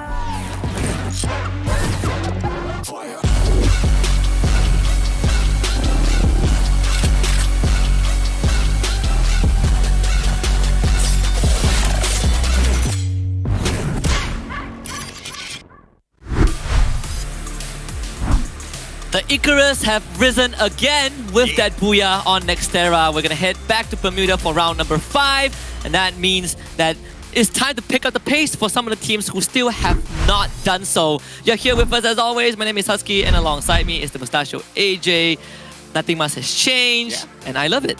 I absolutely love the fact that E-Arena went back to their winning ways. They got into that final circle. They put up a really strong fight because the last thing they would need for themselves is bombing out at Alpine and then letting that be the trajectory for the rest of the day. With them coming right back up, they can just put aside Alpine and name that as, okay, this is our cursed map, but we are going to perform on every other map that we touch today. And that's the kind of attention that we need to see out of this team. And now we head back into Bermuda where they almost broke the record. It is a very strong bounce back Yeah. from E-Arena. I'd say that they went from getting 1 point to like what? Close to 20? Yes. That is a very strong achievement, right? They couldn't fight Evo Screenage because they were left with just one guy, but in the grand scheme of things, E-Arena performed admirably well. Vasto Mundo, they did show some signs of life, and now the attention turns to LGDS, who started the week as the gatekeeper, but they 100% are no longer gatekeeping. Now they need to catch up to the rest. And as we head back in here to Bermuda, the 3 teams to look out for. First Raiders Eclipse with the 60% top 3 rate, followed by Morph Team as well as FW Esports, who have that 40% top 3 rate each. Now, the First Raiders Eclipse squad earlier on, where we did see them in performance, they didn't really show us all that too much, just picking up 5 points. But FW, on the other hand, did decently well for themselves alongside Morph Team. So, First Raiders, but of course, they could have been a little bit more capable out there if it wasn't for the raging E-Arena. Oh yeah, I think E-Arena, well, back on the Bermuda, we remember what happened when we started the day. Yeah. It really felt like E-Arena just ran out and just told themselves, guys, we see, we shoot. And it worked. We see, I want to see if there's any adjustments from other teams, because I expect E-Arena to do the same thing again. This flight path, this one is a bit more unforgiving. This one is going to challenge some of these teams here. I'm curious to see exactly who takes the blue circle at Katulistiwa. LGDS, the first one's out towards Shipyard. E-Arena already out for the flight towards Katulistiwa, probably here. And it looks like it's going to be an aggressive attempt from them to overtake Team Alpha, who are aiming for Bima Sakti Strip, but unfortunately Remind kind of hangs back a tad bit. Team Flash will move on towards Plantation. They're going to be playing on the dam for a little bit, but no hot drops coming on through for a majority of these teams, so flight path does not punish. And Limit got an easy first blood also onto Katao. Still not done just yet. It's getting chased now. If he wins this 1v2, it would be amazing. Remind tries to juke him out. Limit has the glue wall, uses it, pulls out the Trogon, wins the second one. Kill. And Alpha have completely lost control of this high tier loot zone.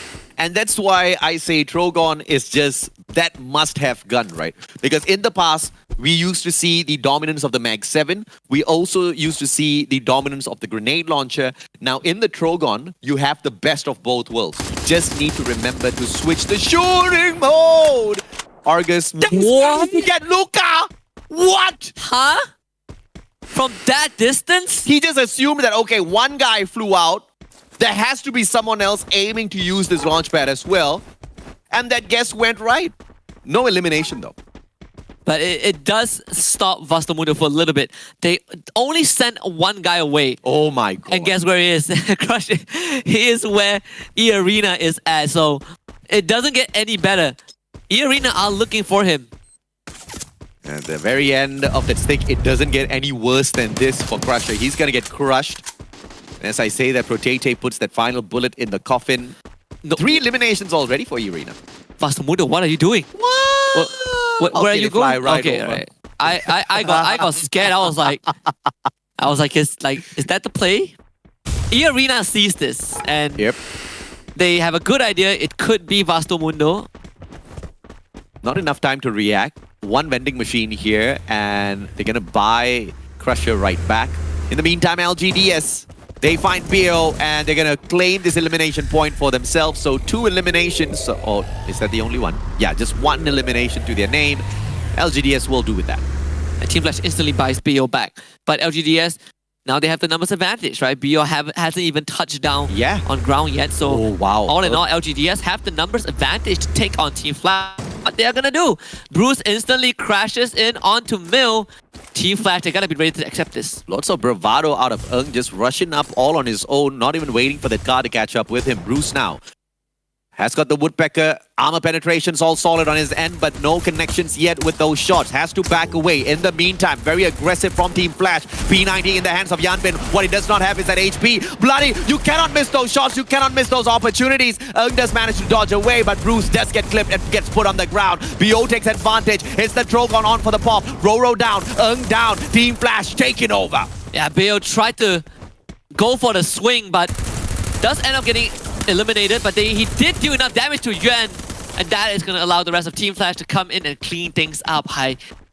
I do think that LGDS got the drop onto Team Flash, but just a bit messy in terms of those fights and how they were approaching Team Flash. And Team Flash was the more aggressive one.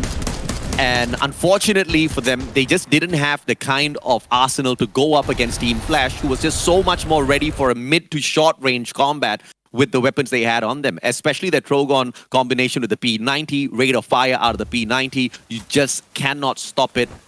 You could have prevented it by trying to play this long range as according to your arsenal, but unfortunately they don't. Yeah, FW is going to try and drive out of there. If there's one thing I learned, is that PE Sports, remember to pull on that handbrake, because I saw the truck sliding down the hill. Has that ever happened to you in real life? Not pulling my handbrake, no, thankfully. No? I've driven for a date because that date just happened to be with my fiance right now. We've been together close for 8 years. And in order to get that one first date with her, right? She gives me a call one day and she says, you know, I'm out, and I'm like, who are you with? She says, no one. So I'm like, can I join you for dinner? You know, because I'm desperate, right? And she surprised me. I expected a no because this woman has been turning me down time and time again. And she said yes. I jumped into my car. I drove all the way. I think about 15 kilometers with my handbrake on, bro. My handbrake was on. You know what they say, the power of love.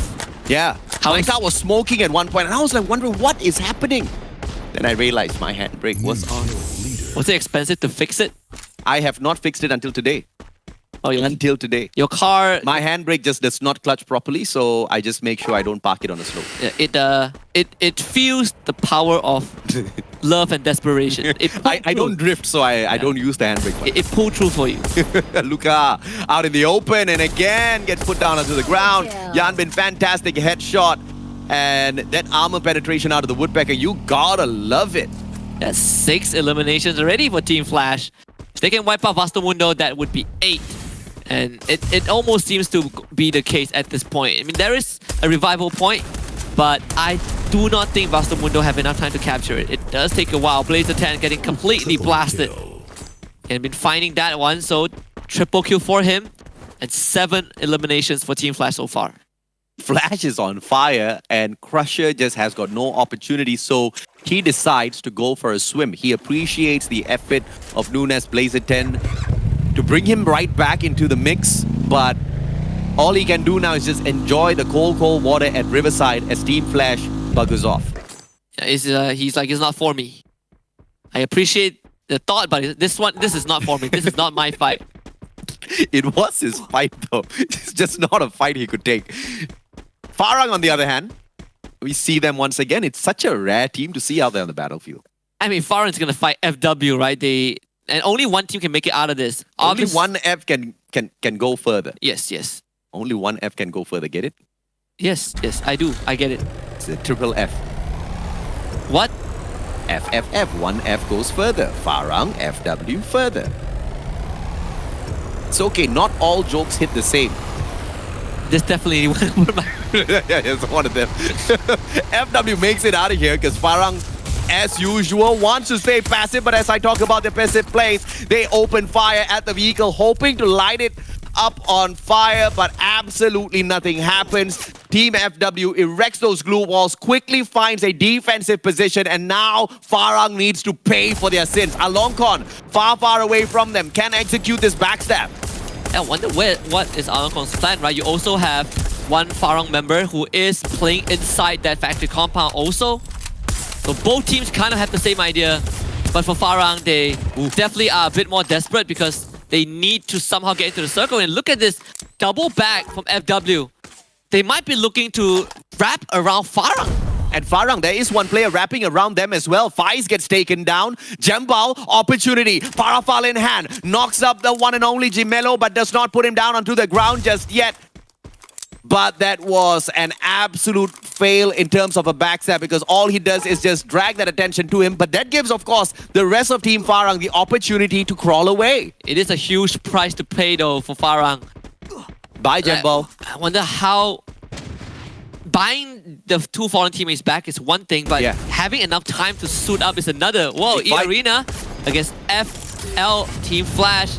They do have a grenade launcher in their hand on the side of Flash. And E-Arena has to deal with the low ground also. Terrain not favoring them. You can see that August gets tagged by the nade. FL, they are going to instantly back off to their compound. They don't need to rush this. Ice grenades back and forth. Team Flash with a better idea here. Instead of taking that open ground battle, they take a defensive compound and they secure it. But the drone is going to try to fish them out as best as possible. E-Arena trying to play this with the game of information. Not popping that Avron out just yet. E-Arena on for the slow approach. A124 on that refresh. By the time they do re-engage, you can expect Rotated to just rush straight into the compound of Team Flash, pop that A124, and that's just going to disable all of their skills. But that nade tags up Argus, and it forces him to slow down. Yet another nade sent on through, but the glue wall helps him out. Shut up with the flank from the right-hand side. Protete, this has to be the point where he pops that A124 active skill. I mean, August was so lucky. 199. He had 200 HP. Literally surviving on the edge.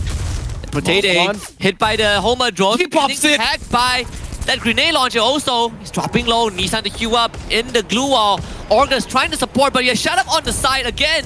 The aggressive maneuver from Shut Up getting quickly stopped by the members of Team Flash, but it allows Protete to recover and rush right in from the flank, catching Bloody off guard. As Team Flash now are out in the open, August supporting with that grenade launcher. Bayo with the nade from afar as E-Arena somehow are able to really push Team Flash away. Bayo also completely abandoned by the rest of his team as E-Arena chases him down for the final kill.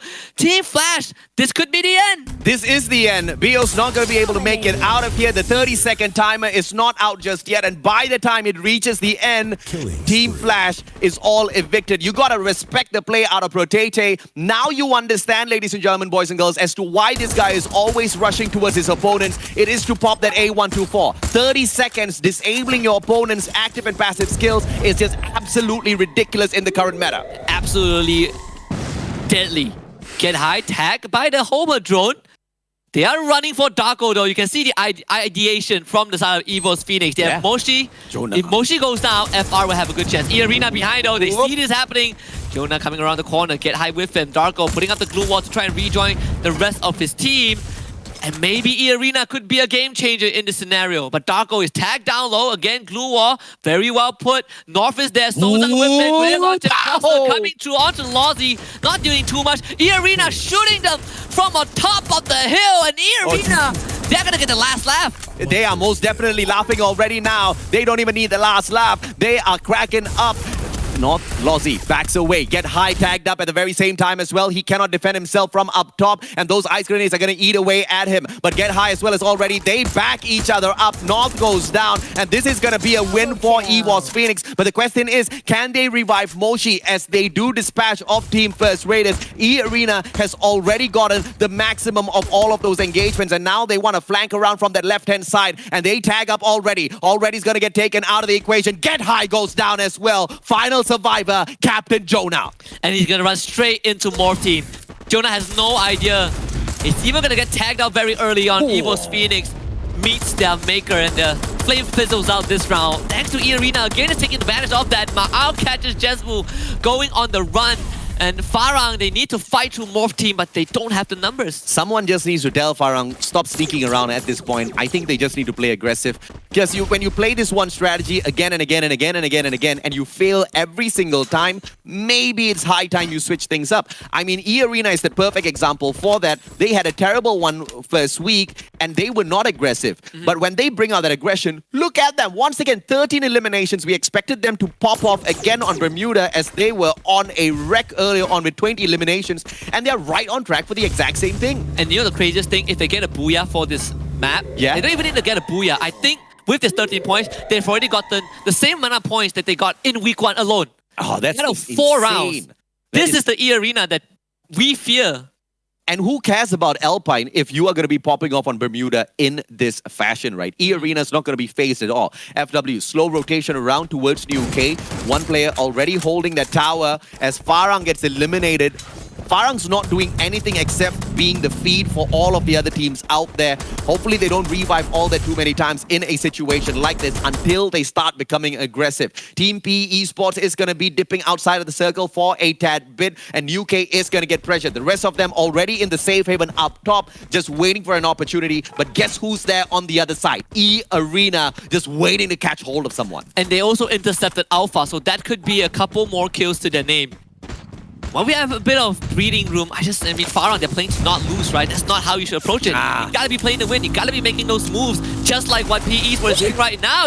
I mean, Susanna somehow gets sniped by Limit as PE Sports trying to keep FW under this hill. You also have Morph team coming out. Alpha behind with the backstab. This could be a huge chance for Alpha to do some serious damage to PE Sports. Jazara and Gatao in the front line. They drop the campfire as well. Gatao and Jazara both get knocked down. I mean, E-Arena, they're poking their head in, and look at where they are, AJ. They're right in the middle. Nero almost gets a double for himself. PE Sports still doing fine, and Dandy FW dispatched already. Good position taken by E-Arena up top on the second floor of this tower. Shut Up now, joined by Protete. Protete cannot rush against the players of Morph. Shut Up backs up Argus. Argus spots out UK. UK takes that one shot, almost dispatched, but Limit from afar is going to be putting on the damage. But Protete in a lot of trouble. That A124 hasn't been popped just yet, and I think he's going to do it right now. Limit is playing from outside the circle. He might be able to snipe some of these players as well. And look at E-Arena. They are very spread out. So if one of the members falls, those pillars can collapse. But these individual members are absolutely madman. They are so confident that one member is locking down one team at a time. Morph team, they need to try somehow break free of this. But look at them. They're getting pressured thanks to Limit. Umbot is recovering. This is going to be that opportunity. Steffi will be very, very precious in that final circle, and the active skills have recovered here for Team Morph. They're just waiting for the timing. That circle's going to be pressuring them from the back as E-Arena engages with Team PE Sports. Nice. Limit down on the ground. Don't Cry just needs one more shot, but Limit backs away behind the tree, still clips his foot, and that is all going to be over for Limit. Argus and Protete backing each other up. They go in for the push, but Argus gets taken down. Grenade launcher out of nowhere takes Protete, and E-Arena, they are down for the count. Yeah, they bit off too much more than they could chew, and they got punished for it. Shut Up, last man alive behind the spotted out as well, but PE, they're preoccupied by Morph team, and one grenade launcher to end it all. 1 versus 4. Shut Up, can you do it again this time against PE Sports? The answer is no. PE Sports finally getting the second booyah of the group stage. But E-Arena just got too greedy. PE Sports, man. The second booyah for PE Sports on Bermuda. Yes, they did manage to pick one up on Alpine as well, so good on them. But they effectively disabled Team E-Arena from once again absolutely ravaging the circle because they kept them entertained for so long. Morph could have taken that back step. They could have dispatched of E-Arena a little bit earlier on, but Morph just didn't take that. All because of one guy, Protete from E-Arena. E-Arena was fighting 3 teams at the same time. Yeah, and again, right, they were just too greedy. If we just look at the snapshot of that distribution from E-Arena, I mentioned this, right? If one of their members go down, the entire formation collapsed. And you saw how fast E-Arena collapsed when PE Sports got the initial knock. On to Limit, no less. That was the guy that was supporting the rest of the team. But either way, E-Arena have got the more than enough points. I'm not gonna harp on that too much. But it is a waste if you ask me, though. It is. They were in an amazing position. They were on fire. They had full confidence. They didn't need to rush into the circle to find a good position, but they wanted to be a part of the action. They put themselves in that position, and they could have just stayed behind the tower with just one team to keep an eye on, which was Morph on their right-hand side. But no, they wanted more, and this is the problem. When you get greedy out there in that final circle, you are going to get punished. E-Arena thus far has been very methodical with their approaches, but the moment where they get a little too greedy, they get punished, as they should be. They go into overdrive, right? Yeah. And I say it is, it is forgivable because E-Arena, as always, have gotten an unreasonable amount of kills. Yeah. They've effectively garnered enough points that they've garnered in week 1. More than that, in fact. So E-Arena, hats off regardless. PE Sports able to get that booyah means that you have that big injection of points, which you look at PE Sports as a team, they disappear so fast after day 1. Now it's good to see them on the board again. And E-Arena has effectively cleared far away from that bottom 5. They're surely in the top 12, but we will be able to see exactly how much their efforts fare tomorrow as we see Group C in that battle as well. But of course, we're going to see a little bit more from Group B. So the potential of seeing E-Arena not make too much of a difference on the overall leaderboard is still going to be there.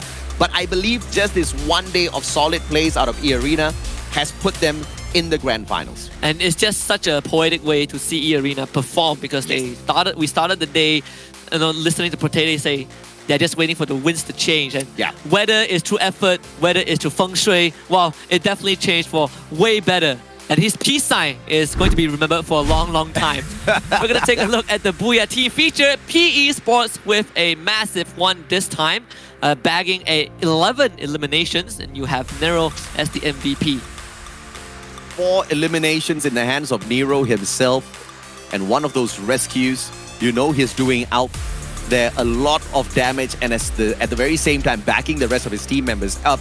DNP Don't Cry, UK chipping in their own accord, but UK just struggling a tad bit with the number of times he just got punished. But let's look at the team comp here, and it looks like UK was playing more of a defensive setup and also the scout for the team to find out exactly where the rest of the players out with that Avron and that Steffi to, give them that extra bit of defense against all of these throwables. But the more aggressive setup for sure out of Nero.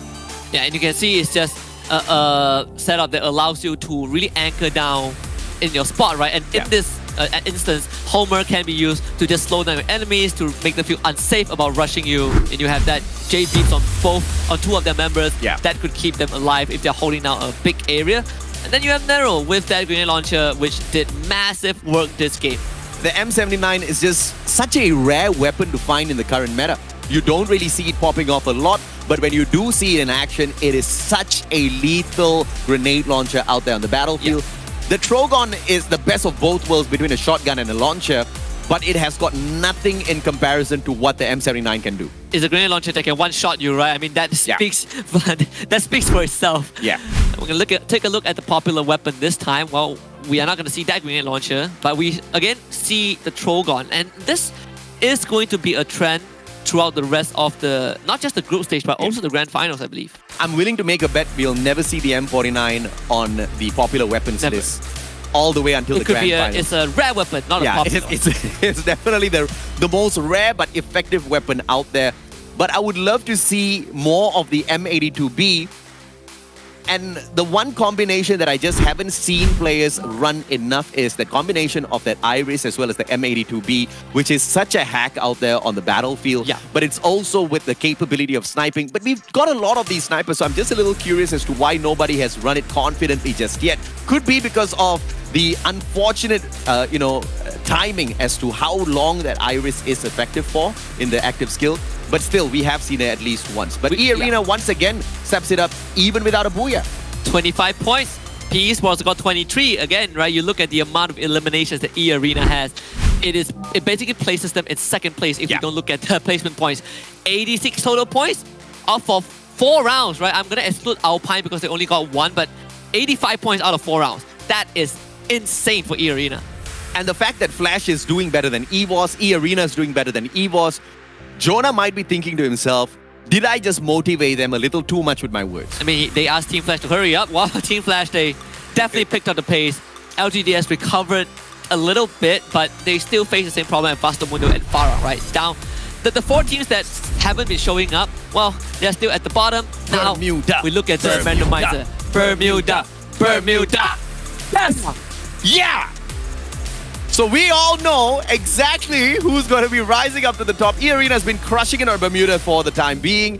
And with a triple Bermuda setup, I do not expect them to bomb out. They are going to exceed the 100-point mark right here today. I 100% believe that. I'm on that E-Arena train. Well, guess the wind is blowing in their favor. Absolutely. There's a typhoon blowing in their favor, and it's just tanking all of the rest of the teams. They've just got a solid house to find a little bit of solace in. But they are taking shots from that house as well. Oh, they are massive. In every single round that they played, aside from Alpine, they have gotten more than 10 eliminations. Don't talk about Alpine. Every single round that they perform well, more than 10 eliminations. Yes. It is such a consistent performance. Well, we're going to go to Bermuda next. So E-Arena have a good chance to show up massive. Once more, we'll let them do the talking as we go to a break.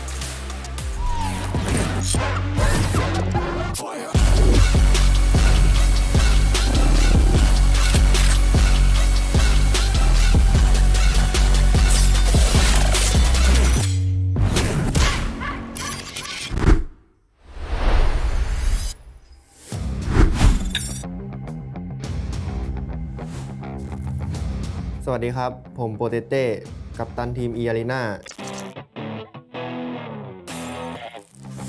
ชีวิตผมดีมากอยู่แล้ว ไม่มีอะไรคิวมากมาย ผมเป็นหน่วยจู่โจมของทีม และชอบสร้างแรงบันดาลใจให้กับเพื่อนๆ วันว่างๆ ผมชอบไปเที่ยวชิลๆ ชมบรรยากาศ แล้วก็ชอบกินต้มยำกุ้งด้วย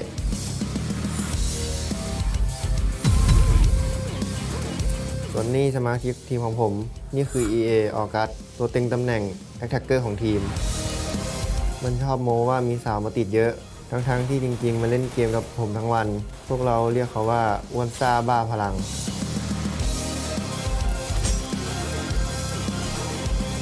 คนนี้คือลิมิต เขามีคติประจำใจอยู่ว่าอยู่นิ่งๆเนี่ย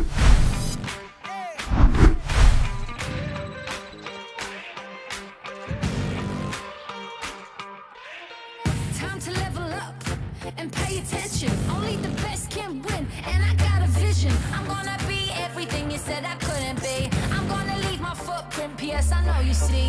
I do believe that some things might be destiny. I do believe that I'm gonna get the best of me. I know you can't see, but I'll be on top. Team name tag on every spot.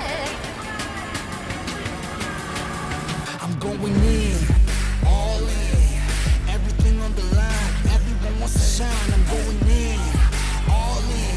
I got my crew right behind, and we would die for the win. One time we gon' level up. Two times we ain't gonna stop. Three times like a loaded, and we ready to hunt. It's all said and done, you better run. In the battle, I'm sharp, I'm a rebel, I'm hunt, I'm a shooting stars. Yeah. We're fighting for that one cause, one team, one dream, shooting stars. In the battle, I'm sharp, I'm a rebel, I'm hunt, I'm a shooting stars. Yeah. Are you ready for the battle? You know we won't stop. All eyes on me, I smell the danger. Can't turn back now, I can't erase ya. Did they tell ya I'll be coming back? Stronger, faster, like a heart attack. I'll make it known I'm the master. Think that boom boom need a blaster. What you looking at, huh? We coming for you in the masses. Front row passes, champions want all access. In, all in, everything on the line. Everyone wants to shine. I'm going in, all in. I got my crew right behind, and we would die for the win. One time we gon' level up. Two times we ain't gonna stop. Three times like a loaded, then we ready.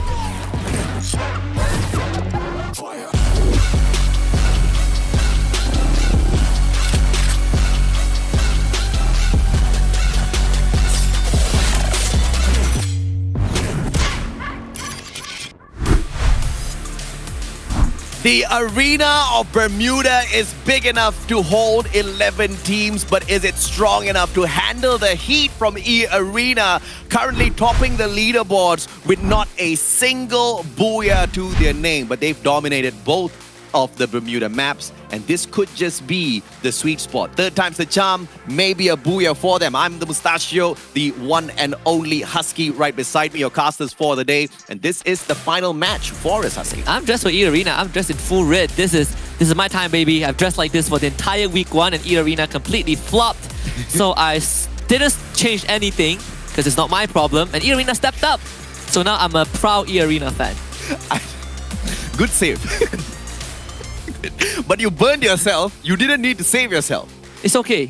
When nobody would have realized. It's fine. But it's all right. It's all right. It's all right. Arena, right? Once again, they didn't manage to get a single booyah in the day, but they've managed to get the #1 spot more than once through their phenomenal performance, constantly coming up second in terms of the placement. But if they had gotten that booyah, you know they would have broken that crazy record today. But a little unfortunate to fall a little bit off, with first Raiders now being dropped down to a 50% top 3 rate on Bermuda. Guess who do they have to thank?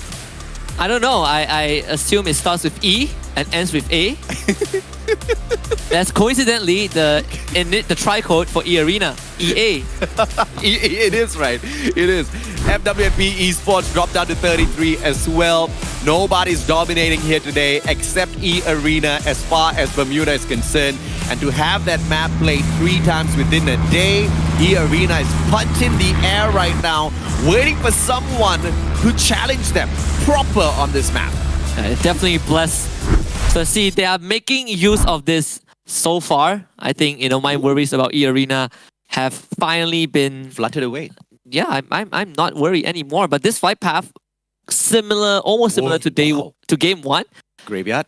Will E-Arena chase after the high tail loser? They will. First Raiders too. Uh-oh. LGDS, are you gonna do it? No, Don't do it. Okay. Hell no. Bullseyes for us. But it's going to be E-Arena up against First Raiders again. And if First Raiders goes down again, this is just going to be an absolute upset by E-Arena. Potato has the Falco, so he's going to touch down very fast. Shout Out already has a gun.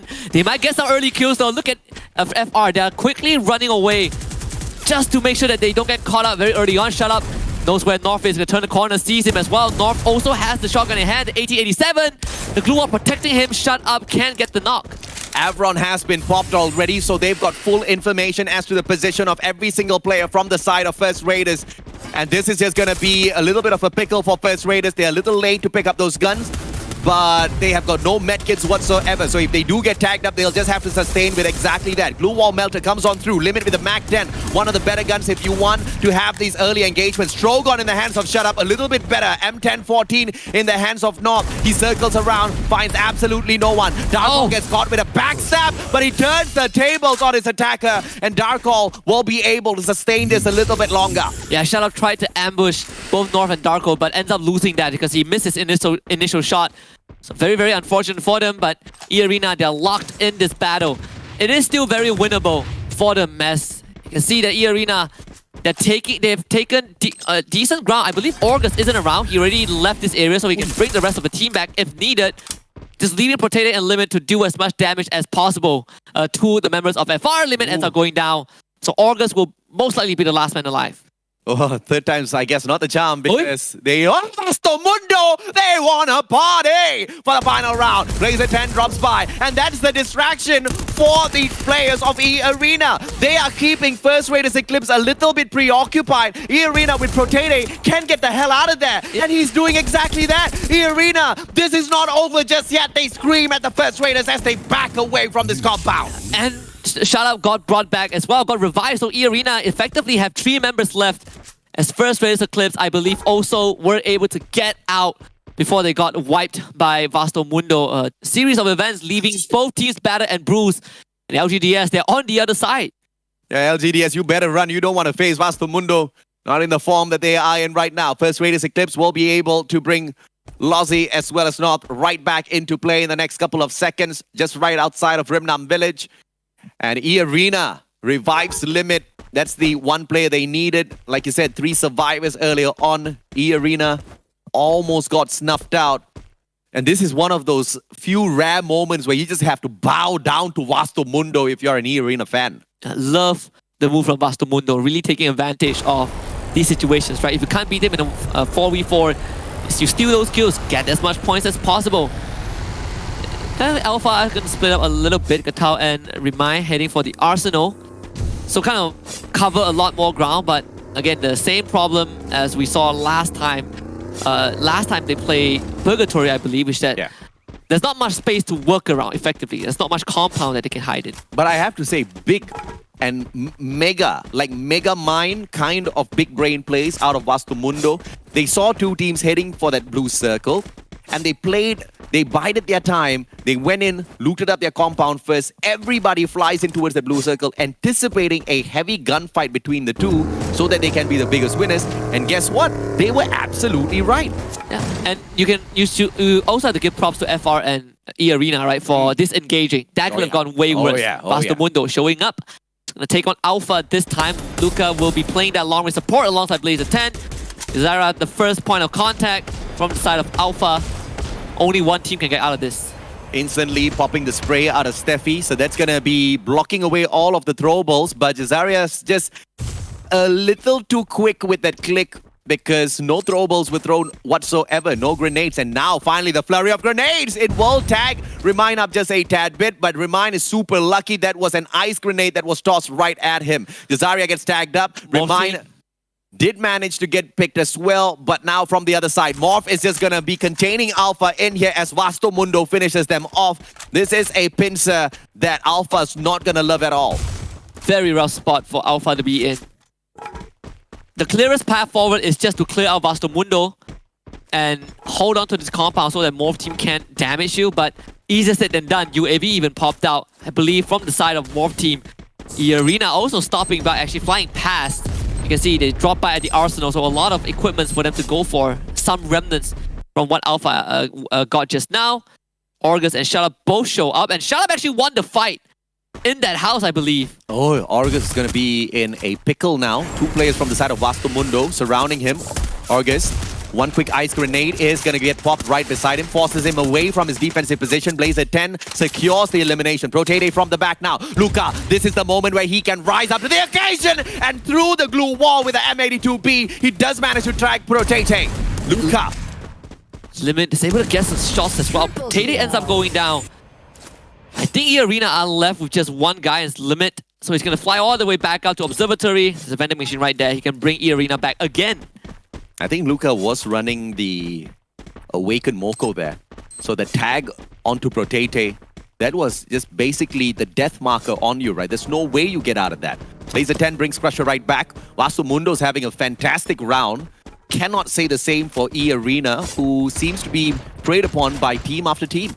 Yeah, they lost the early fight against their boss, and Vasto Mundo shows up. Vasto, well, not Vasto Mundo, Team Flash. Now having LGDS in their sights, and LGDS, they know about this, but it's not an easy fight for them. Tagged up Bloody. Can't see that. He did get shot at. M82. I mean, hands down, think the M82B is the best sniper in the game. You back that up along with so much of this information collecting active and passive skills. Out in the open, you have got no defenses against a sniper with the M82. Oh yes. Limit is going to cross all the way down south to Rimnam Village just so he could revive his team. So E-Arena effectively having, this is the slowest round that they played. Imagine Iris packed together with Raphael, packed together with an Awakened Moko. Dude, you are not going to be able to run away at all. And Maro, penetration right? is yeah, and Maro as well. That's, I think, the best sniper combo that I just have not seen yet. Nobody's taking the risk with the Iris active, but I think it's just a matter of time before someone starts to abuse that. Jonah, M1887 in hand. Alif just taking his chances here. Team Farang right behind, but Jonah, the absolute specialist in 1v3, 1v4s, hasn't gone in for his move just yet. Spots out that player, finally steps on in 1v2, goes in for the pop, but a good glue wall gets erected. Get high right behind it as well. Cannot back Jonah up just yet. 2 players from the side of Farang tries to get at him. Get high finds Alif, and Moshi from the back. Jembal drops Get High, but already drops by and says hello to Jespu alongside Jembal. EWAS Phoenix eating up Farang. I mean, Fire SEA, the intention was good to support his team, but you can't support your team if everyone is fighting in the building. And once again, the M82 being the superstar in this battle as well. Faiz was barricaded behind multiple glue walls, but he was already marked. M82 through those glue walls. Simple, easy elimination. EWAS Phoenix not even breaking a sweat here. Flash just outside of the circle. Circle hasn't started moving in just yet. Steffi popped by Yanbin. He is going to be protected for a little bit. Homer does tag him up. Yanbin in a lot of trouble. Everybody else flanking from the right-hand side from up top. And Bloody does manage to get bruised. LGDS did not see that coming. Yeah, Bruce was bleeding out, but I think the rest of LGDS just didn't feel safe enough to get him, so Bruce ended up bleeding out, Bloody. I think a secondary member of LGDS run out the dam, can't get that shot in, but they effectively have cornered LGDS. Look at where LGDS is heading. They're heading towards the outskirts of the to the edge of the circle. And the timing of Yanbin popping that Steffi, this is something that Alpha can really learn from, because the premature use of Steffi's active skill just put them in such a tough position earlier on. They couldn't protect themselves from all of those flurry of grenades. But when you see it in the hands of someone like Team Flash, it's only whipped out when there's just no other choice whatsoever. In other circumstances, they're all grouped together using that active skill to its maximum potential. Yeah, Team Flash, they're gonna really corner LGDS at the edge. LGDS, Yuan trying to capture that that revival point. He's very close to it, but Team Flash actually have the flank on. Not sure if Yuan can get it up in time. All the glue wall melters tossed in as well. Yuan just need to hold on for a couple more seconds as Team Flash, they're going to start showing out. Rip God and Yanbin have already done the job. Yuan, can you cap it in time? Yanbin, I don't think he can't do it in time. I think one of the members was able to be sent away, but that's pretty much it. I guess LGDS still lives on. Yanbin has got a single elimination to his name, but at the moment, he has been the best Steffi player that I've seen out there in terms of the timing. The reactivation of that skill post cooldown was just so well timed in terms of his rush. Once again protects himself, takes the initiative to go up for the push. M10-14 in hand, easy knockdown, and teams after teams are just getting dispatched by them. We focus down onto FW now, who might get challenged by PE Sports, but they do have a vehicle to work around with, and Flash is going to get caught in the process of PE Sports instead. Well, almost 11 minutes in and 10 teams left, AJ. So this is going to be a very, very tough late game for these teams. The arena's still alive and kicking, right? Yeah. Oh, that's crazy, man. I mean, maybe this is going to be their booyah, but without a massive round. There is a potential there, but first Raiders are going to be the ones to challenge them. Vasto Mundo will be caught out at the same time. And once again, Vasto Mundo sticking their noses in when First Raiders was aiming for E-Arena instead. I guess what goes around comes around, right? These three teams were interlocked in a conflict early on. It had to happen somehow. E-Arena definitely slowing down a little bit because they took so long to get the whole squad back. And they had to loot up, they have to use medkits just to make sure that they have enough health to make it back into the circle. So I don't expect to see Arena making too much moves, but I'm expecting Evil's Phoenix to do so. Look at that, dropping by, trying to say hello to Mob Team. Ambot already sniped out by Jonah, already recovering behind the wall with the Steffi graffiti also. As Ambot gets finished off, Jonah somehow surviving the cluster, already taking on Pew. The Trogon from already just a bit stronger. Pew goes down. Already slowly stepping up. And two more players from the side of Team Morph is not going to be able to stand up to the onslaught of one and only EVOS Phoenix. Already get high with the Charge Buster as well. Backed up by Jonah. Jonah, second one there, but the first one with the knock. And Jonah's just going to get that backup from Get High as well. Too good, too clean out of EVOS Phoenix. Just a very straightforward push. It felt like Morty had no chance at all. FW now needs to deal with PE Sports on top of the roof. And PE Sports, they have two teams to watch out for, FW and Team Flash. PE Sports not in a great spot as FW right down there below them. They do pop that Steffi, no grenades gonna connect just yet. Very good call coming through here for Team PE Sports, but at the same time, they do not punish FW. As I say that, don't cry, does manage to tag the one and only Mello up with that RGS. Dane Fan gets the grenade as well onto DNP, but that's just a pure knock coming on through. DNP is going to get picked right back up, but Nuke now goes down. Does he bleed out? Nobody running that Raphael from the opposite side on Team Flash to force that. Yeah, DNP getting knocked down by the nade a second time. You can see at Nuke, he almost bled out. They were able to bring him back up. Alpha, meantime, completely wiped off the earth by Vasto Mundo of all teams. FW on the other hand, really punishing Team Flash. Nuke steals that one away and even finds Get High from afar. They all want to get into the circle, but they need to get to FW and PE Sports. First Raiders dispatching all of them. E-Arena now might just come across the First Raiders Eclipse. PE Sports in the meantime dealing with FW as the circle closes on. And this is going to tag them both up. There is no winner from this fight, but PE Sports does manage to dispatch FW in the nick of time so that they can stay a couple of steps ahead of the circle. Team Flash brings back one player. Shut Up goes down, and it looks like Team E-Arena is just a little bit down on all of their resources here. But they do have control of the circle right now because FR needs to turn their attention over to Vasto Mundo and PE Sports. They can't focus on E-Arena. UK running in, Narrow there as well. They're gonna find the grenade launcher onto the members of Vasto Mundo. And First Raiders Esports, Narrow once more with this weapon in hand, bagging the kills for his team. 11 for PE Sports.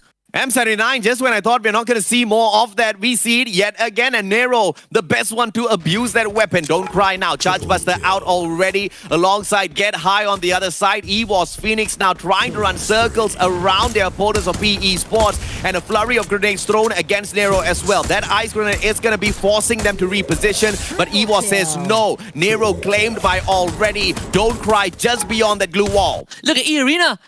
They have spread out so much to stop Evil's Phoenix to get into the safe zone. Wow. Limit, you need to do it already. The two big snipers of the team, Limit starts firing. He knows that already is dead. Tags him to the glue wall also. M82. If they get already down, this is going to be huge for E-Arena. Limit pushing in for more. Does have the RGS 50 in hand as well. He's going to get pressured. Props the time turner. Protede now getting pushed by Get High and Jonah as they both move in. Protede down low. Somehow wins against Get High. Are you kidding me, Protede? Jonah also gets knocked down. Protede going massive in this CQC. Limit drops. Don't quite still alive. But Evil's Phoenix, they're down 2 members. Protede finally gets nicked by that ash grenade on the floor. It's going to be a 1 versus 2 right now. Already popping out all of those grenades, and EVOS Phoenix right back up on their feet. Don't cry in the meantime, just watching all of this break down. PE Sports wants the booyah, and he claims the elimination onto Jonah as well. But as the final player for the side of PE Sports, what can he do going up against two massive... Wood! He got them both through the blue wall. What? The Woodpecker manages to secure the absolute craziest elimination onto the 2-time world champs. That is the best clutch I've ever seen. Look at the pop-up on Pisos. They knew that they have done virtually the impossible towards the very end. And remember, they were the one who had to push away FW. They ran into FR. They dealt with Vastomundo, but they were down to 1 man. While EVOS Phoenix was busy dealing with E-Arena, they came out and did that. Unbelievable. PE Sports secures yet another booyah. 4 in total of the group stage. And what a way to get that done. Fantastic final play out of the team. I'm speechless. Wow! That was definitely one of the highlights here. If we have seen the top 10 plays, you know, Arena does, we do have, with the help of Arena and production, top 10 plays of the week. That is going in for sure. And that's back-to-back booyah for PE Sports, both on Bermuda. Again, right, this is the performance that we saw from them at the start of the group stage, but they have turned it up a notch. I mean, you can see how much that meant to PE Sports at the very end. Yeah, I mean, dude, the guy was almost in tears already, and this is towards the end of the game, and we still had 8 teams, high and mighty. I believe this was like the 4th circle in. And as all of that was breaking down, Vastomundo eliminated. Don't Cry, final shot, eliminates Jonah. Already just backing up with Moshi, and he just takes both of them out of the equation. Already just could not pick them up in time. Back to back as well. You know, he had no glue walls. He's losing health. You had to land 2 shots back to back. And he did that. My goodness. No AWM, no M82. With the Woodpecker of all things. Woodpecker, I mean, the Woodpecker is a very Swiss solid Army knife, sniper. You know, it's got that extra bit of armor penetration set to it, which is fantastic in a final circle where there's just so much of chaos erupting, where teams are in constant battle against each other. You know those armors are going to get cracked. You know those players are going to be losing HP. And he took the chance into his own hands, and he just went for it, right? And what was the most beautiful thing about this guy, Don't Cry, who almost cried, is the fact that he played that timing so well. Oh yeah, that was what those split-second decision-making from this man, definitely out of this world, right? That is a big motivation for PE Sports, especially when you look at this team. I believe they will be playing tomorrow also, right? And you end the day with this play. Watch out for PE Sports tomorrow. 4 booyahs. Not many teams can say that they've got exactly that on them. And PE Sports are the proud owners of a back-to-back booyah. Nero gets a 5, but the MVP obviously is Don't Cry with 10 eliminations to his name. And so concise, 2,720 damage with 10 eliminations. This guy is a beast for sure. 10 eliminations. They have a total of 17. So that's what, 29 massive points for PE Sports. I'm wondering exactly what was he running here in terms of his passive and active skills. We're gonna see it right now. A124. A124? Yeah, A124. And I gotta say, he's got the J-beams, he's got the Kelly, Awakened Kelly. So he's got that extra bit of movement in there. J-beams with the extra layer of armor, which is good for him. But I expected him to run someone like Maro to have, like, you know, a little bit of extra damage based on the distance, but nothing. Nothing to top that damage up. Yeah, there's a raw... But he did have the Dreki though. Yeah, he had that and the Hayato, right? So yeah, a bit of damage reduction from the front. I mean, don't cry. This was also the player that when we first saw them, when they were still under the banner of MDH, Yeah. one of the star players of the team, right? And you know, that time they were a very slow team. They took a long time to warm up, didn't really perform well, but now look at them. So for anyone who doesn't know exactly how Dreki helps you out in a situation like this, Dreki at its max level reveals the position of up to 4 players if they are using a medkit around a 30-meter radius. In that final circle, you are more than covering the 30-meter radius. And guess what are people doing in the final circle? Patching themselves up, especially if they've been in a battle, which is exactly what was going on out there.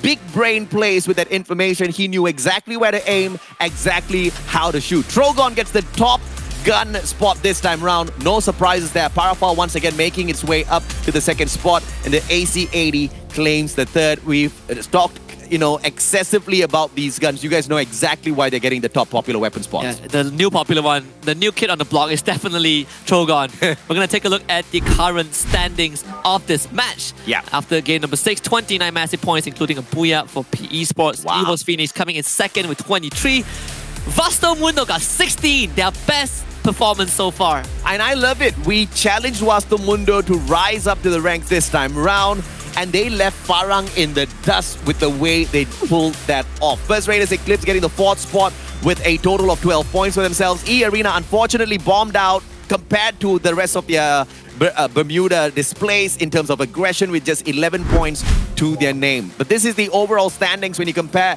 Group A versus B versus C. With Group A and B having that extra 6 matches, obviously you're going to expect some of the C team members to be down in the bottom. But EVOS Phoenix still holds on to that number 1 spot. Yeah, and despite a seemingly slower day-to-day, EVOS Phoenix, still remaining on top, right? 249, First Raiders Eclipse. A rough day for them, but they hold on to second place. FW catching up to third. Yep. Look at where PE Sports are at right now. 4th place, 192. Morph Team, 5th place. Team Flash, tied with Morph Team. E-Arena in 7th. E-Arena went from 16 to 7, rising up 9 ranks. Dude, what a play. And they were shy of 3 points from that 100-point run in this day. But once again, rising up 9 slots in rank is no easy feat, and E-Arena walked the talk, although they didn't really talk much. They were talking for themselves. We hope things get better. Things did get better. So we caught a glimpse of 12th place is held by Alpha currently. It was held by Alpha and 120 something points. Yeah. So that is the mark to beat, right? For teams like LGDS, for teams like Vasto Mundo. Yeah. Vasto Mundo finally broke away from 17. They're in 15th spot right now. And honestly, 1-2 good rounds could send them into the 12th spot. Yes. So Vasto Mundo, their run is not done just yet. It's not done just yet. We do have one more day of play as far as Group B and A is concerned. So Vasto Mundo surely has another shot. But that's only in 6 rounds. But it's great to see the fact that they've already risen up to the occasion in week 2, showing us that they can show a little bit more aggression out there on the battlefield. We saw a little bit more initiative, and not just Vasto Mundo. Team Alpha was showing so much more initiative this time around. Oh, yeah. The only 2 teams I have a complaint about, surprisingly, is actually LGDS, which kind of went back to their old ways a tad bit, and Farang, who just did not show up. I mean, out of those 4 teams, Vasto Mundo needs to be more aware because tomorrow is their last day in the group stage. We'll see if that's going to happen. We're going to sign off for the night. See you tomorrow for Group B versus C.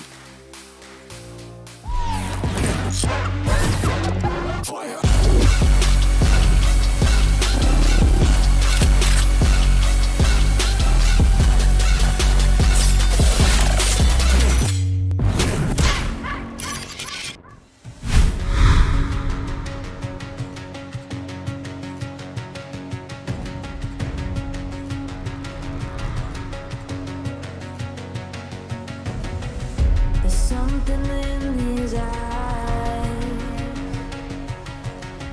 There's a storm thing, but it's written in the sky. Let it break me till it's over. Won't let it shake me, no.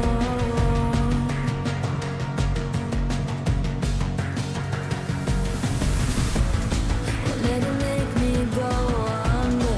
Won't let it make me go under.